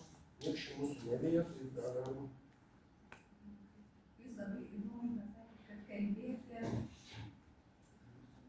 apie tai, kas skiria. Ir tai būna tikrai labai sudėtinga, nes tai aišku. kartais, kaip nesusipykti, kalbant apie... Nu gerai, pagalvokit. Ateina pas gydytoją ligonis ir gydytojas sako, mes kalbėkim, kas mus vienyje. Pažiūrėkit, pas jūs ir sveika galva, ir sveikos rankos ir kojos, patenka kažkoks apendicitas, tai tokia nekalbama apie tai. Kalbėkim, kas gero yra jumise, kas šviesaus, o kad ten kažkoks apendiksas, nutylim šitą. Tai yra visiškai kontraproduktyvu ir nenaudinga. Ir netgi, ką iš praktikos teko pastebėti, tai tie protestantai arba stačiatikiai, jie netgi labai įsižeidžia, jeigu tu nutaisai tokią, taikingą, pacifistinę, poziciją. Jie kaip tik nori pasišnekėti apie tos dalykus ir jie kaip tik jaučiasi, kad tu rimtai juos traktuoji, jų įsitikinimus ir jų teologiją ir apie tai diskutuoti, tai yra labai produktyvu ir labai gera. Aišku, be jokios panikos, be manipulacijų, be kažkokio prozelitizmo, be bandymo kažkaip apsukti ir įtraukti, visą tai yra nesąžininga. Bet jeigu mes dėstom jiems katalikišką doktriną, tai yra labai sveika ir labai, aišku, reikia pasiruošti ir reikia tam tikro nuolankumo. Reiškia, aš negaliu užsipult kažkokio stačiatikio protestanto, jeigu neturiu minimalių doktrinos žinių. Reiškia, kas yra katalikų doktrina tuo klausimu, o kas yra jų doktrina. Tai reiškia, aš turiu pirmiau pats pasiskaityti, šiek tiek žinot ir aš diskutuot galiu tais klausimais, kuriuos pats šiek tiek išmanau. Nesileisti kažkokias polemikas tokiais klausimais, kur aš pats nelabai išmanau. Tai tas prie nieko neprives. Bet jūs kaip kunigas kalbat jau, kaip pasakyti, religiniam lygmenį, mes kaip pasauliečiai susitinkam. Ne, kodėl? Irgi galima religiniam lygmenį, kodėl? Bet reikia tam pasiruošti, tai pasikaustyti. Reikia su tam tikru nuolankumu ir turėti didelės kantrybės, kad tu negali žmogui primesti kažką. Jis turi palaipsniui suvirškinti, turi jam pateikti iš vienos pusės, iš kitos. Ir tai gali būti, jūs supraskite, jeigu jūs atvesit vieną žmogų, atversit į katalikybę, tai tas jūsų vienas darbas bus didesnis nuopelnas negu visos jūsų maldos ir rožančiai per visą jūsų gyvenimą. Tai reiškia, jeigu aš kažką išgelbėsiu vieną sielą, tai verta dėl to pasistengti. Tai yra tikrai didelis dalykas. Aš turiu tokį klausimą, jau kai kurie važinėja į tradicinės mišias, teigia, kad šitos mišios jau nebegaliojama. Yra du skirtingi klausimai – galiojimas ir apeigos. Naujosios mišios galioja, jeigu jose yra būtini galiojimui elementai. Tai reiškia, jeigu yra konsekracijos žodžiai, jeigu yra materija, duona ir vynas, jeigu yra pašventintas kunigas, jeigu tas kunigas turi intenciją, labai svarbu, kunigas turi intenciją aukoti mišias, tai yra daryti tai, ką daro bažnyčia. Nedaryti kažkokias savo apeigas susigalvotas, bet daryti tai, ką daro bažnyčia. Tai yra galiojimo būtinas elementas. Tai dabar, jeigu kunigas sako, mes švenčiam Viešpaties vakarienę ir čia groja gitarom, čia kalbasi su vaikais, čia šlovinam, čia rankas uždedam, tai jau jisai nebedaro to, ką daro bažnyčia. Jisai daro savo performansą arba savo kažkokį tai renginį. Ir tada jau galima abejoti, ar jisai turi intenciją. Į tokias pamaldas siūlome nevaikščioti, nes yra abejojimas dėl apskritai, ar konsekruotas, ar ten yra Jėzus Kristaus kūnas ir kraujas. Ypač šitai sakoma apie neokatekumenatą. Prie neokatekumenato, reiškia, yra ta bendrija, kuri remiasi radikaliai protestantišką teologiją ir kurie rengia savo pamaldas šabašos. Tai yra nebe sekmadienio, šeštadienį susirenka. Ir šitos jų pamaldos yra tikrai praktiškai 100% negaliojančios, nes tie kunigai neokatekumenato tikrai nebeturi šitos intencijos. Tai yra nukreipta netgi prieš pačią aukos teologiją ir pačią esmę mišių. Tai į neokatekumenato tikrai raginame nevaikščioti, tai yra tikrai negaliojančios. Dabar kitas dalykas tai yra apeigų kilnumas. Gali būti jos galiojančios. Tarkim, stačiatikių cerkvė irgi yra galiojanti, Eucharistija yra galiojantis, ten yra Jėzaus Kristaus kūnas ir kraujas, tai tikrai kunigai. Bet tai nereiškia, kad galim vaikščioti pas stačiatikius ir reiškia eiti į jų apeigas, tai yra klaidinga. Ir tas pats yra su šitomis mišiomis, jos gali būti galiojančios, bet pačios apeigos, kaip sakėme, šitos reformos yra iškraipytos, jos yra visiškai iš naujo sukurtos, jos yra tendencingai, teologiškai iškreiptos pagal klaidingą mišių supratimą, jos išmetama visi specifiškai katalikiški elementai, ypač kurie pabrėžia permaldaujamąją auką, kad mišios yra permaldaujamoji auka, o ne vien Jėzaus Kristaus paslapties ar paschalinio misterijum atminimas ir taip toliau. Čia nesigilinsim į tuos. Ir tas pats yra apie įvairias kitas apeigas. Dabar pagalvokim. Paltarokų katekizmas, man rodos, paskaitykit. Panevėžys Paltarokų katekizmas. Yra pagrindinės tikėjimo tiesos. Vienas iš pirmųjų punktų. Kad yra Dievas vienas švenčiausioji trejybė. Kad yra Jėzus Kristus ir taip toliau. Ir paskutinis iš tų pagrindinių tikėjimo tiesų, kad žmogaus siela yra nemirtinga. Kiekvienas vaikas šito mokosi. Žmogaus siela yra nemirtinga. Dabar pasižiūrėkit Lietuvos vyskupų konferencijos patvirtintas apeigynas laidotuvių. Reiškia egzekvijų, mirusio išlydėjimo ir palaidojimo. Nėra žodžio siela, yra išmesta. Nėra sielos išganimo, nėra sielos. Yra mirusysis, mes meldžiamės už mirusįjį, atseit sielos atskirimas nuo kūno, tai yra kažkokia ten platoniška klaidinga filosofija, tai yra visiška nesąmonė. Visi bažnyčios tėvai, paskaitykit šventą raštą, yra visur aišku, kūnas ir siela, žmogus turi nemirtingą sielą, mes meldžiamės už vėlę skaistykloje. Tai buvo visiškai savaime suprantamas dalykas tūkstančius metų, dabar staiga nebėra sielos. Yra tik tai mirusieji, mes meldžiamės už mirusius. Tai ar mes galim sakyti, kad geras tas apeigynas? Aišku, jis negeras. Ne vien dėl to, kad išmestos tradicinės apeigos, bet dėl savo teologijos. Tai lygiai tas pats yra apie naują mišiolą, lygiai tas pats yra apie naujas liturginės valandas, vadinamą brevijorių, kur yra visiškai sudarkyta visa tradicinė struktūra, išmestos net atskiros valandos, nebėra, reiškia, primos, paskui psalmės. Įsivaizduokit, niekam nei rytų, nei vakarų bažnyčioje per tūkstančius metų neatėjo į galvą cenzūruoti psalmės ar išmesti psalmių gabalus. Staiga susigalvojo, reiškia, naujosios liturginės valandos, eina psalmė ir kažkur jos dalis išnyksta arba galas nukrenta. O kodėl? Todėl, kad tos psalmių dalys yra politiškai nekorektiškos. Jos kalba apie pasmerkimą, apie Dievo teismą, apie pragarą. Šitie dalykai labai nemaloniai skamba moderniai ausiai. Tai reiškia išmetam. Net nepažymėta, kad reiškia psalmė yra suredaguota. Tai kaip galim sakyti, kad čia yra liturginės valandos? Tai yra visiškai kažkokios apeigos, kurios yra teologiškai klaidingos. Tai va, ir tą reikia suprasti. Ir vėlgi tai nėra, kad mes kažką kabinėjomės, o tai yra tos liturginės reformos sukeltos problemos. Dar klausimų? Nu, pavyzdžiui, kad ir Salūnas, dar Pasvalio rajone vienas, Taip. Biržų rajone vienas kunigas laiko šitos tradicijos. Ir beje, iki pat 90 metų šitos laidojimo apeigos buvo vienintelis toks tradicijos, galima sakyti, liekana elementas, kuris Lietuvoje išliko.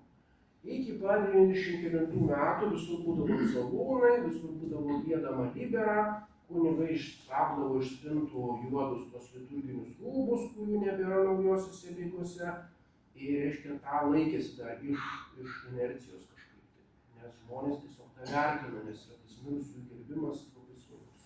Ir dabar įvedė naują gedulingą apeigyną, viskas išmesta galutinai šiukšlių dėžę. Tai yra labai negerai. Nu, Biržų rajone vienas. Taip, prašom, ką tu. Norėjau paklausti jūsų nuomonės apie stačiatikių ir santykius su katalikais, kaip jūs sakot, kad... Tai va, tai dabar atsiverskite Maskvos patriarchato puslapį. Maskvos patriarchatas, reiškia, oficialiausia Maskvos stačiatikybės, reiškia, puslapis, kurio oficialūs dokumentai. Yra milžiniškas tekstas, kas dar prisimenate rusų kalbą, apie šitą paskutinį Vatikano nutarimą fiducia suplex dėl kitos lyties ir kitokių nereguliarių porų laiminimo. Tai yra tikrai rimta, ne kažkoks pasityčiojimas iš katalikų, o rimta studija, rimtai išnagrinėjanti. Va, kokia yra oficiali katalikų, reiškia, praktika. Kaip katalikai nutolsta nuo savo pačių mokymo ir kaip jie visiškai atmeta visą bažnyčios, reiškia, tradiciją, kaip yra manipuliuojama, reiškia, kad tai yra oficialūs palaiminimai ar neformalūs palaiminimai, kad šitas neturi jokio pagrindo, reiškia, bažnyčios tradicijų ir taip toliau. Tai reiškia, tai, ką daro modernizmas bažnyčioje, yra didžiausias papiktinimas stačiatikiams. Ir tai jūs sužinosit iš bet kurio. Reiškia, stačiatikio sako, jūs nueikite į cerkvę, kokios yra pas mus apeigos, ir nueikite į katalikų bažnyčią, kur brazdina gitaromis, reiškia, ten niūniuoja. Tai jie juokis. O kita vertus sako, mes ekumenistai, mes norime vienybės su stačiatikiais. Tai jūs apsispręskite, ar jūs norit vienybės, ar jūs nenorit vienybės. Nes kuo didesnis šitas modernizmas, tuo mes labiau tolstam nuo stačiatikio. Apie kūno kremavimą. Nu taip, tai irgi yra didelis skandalas, kadangi senoji bažnyčios teisė skirdavo ekskomuniką. Tai yra absoliutus persekiojimas buvo bet kokių bandymų kremuoti. Žmogus, kuris išreikšdavo valią kremuotis, net jeigu jis ir nebūdavo kremuojamas, jį būdavo draudžiama laidoti katalikiškose kapinėse, jis būdavo užtraukdavo bažnytinę bausmę. Tai buvo didelė blogybė ir bažnyčia nuolatos kovojo prieš kremavimą, kuris yra specialiai masonerijos įvesta mada, priešinga katalikų tradiciniai tvarkai pagerbimui mirusiųjų kūno.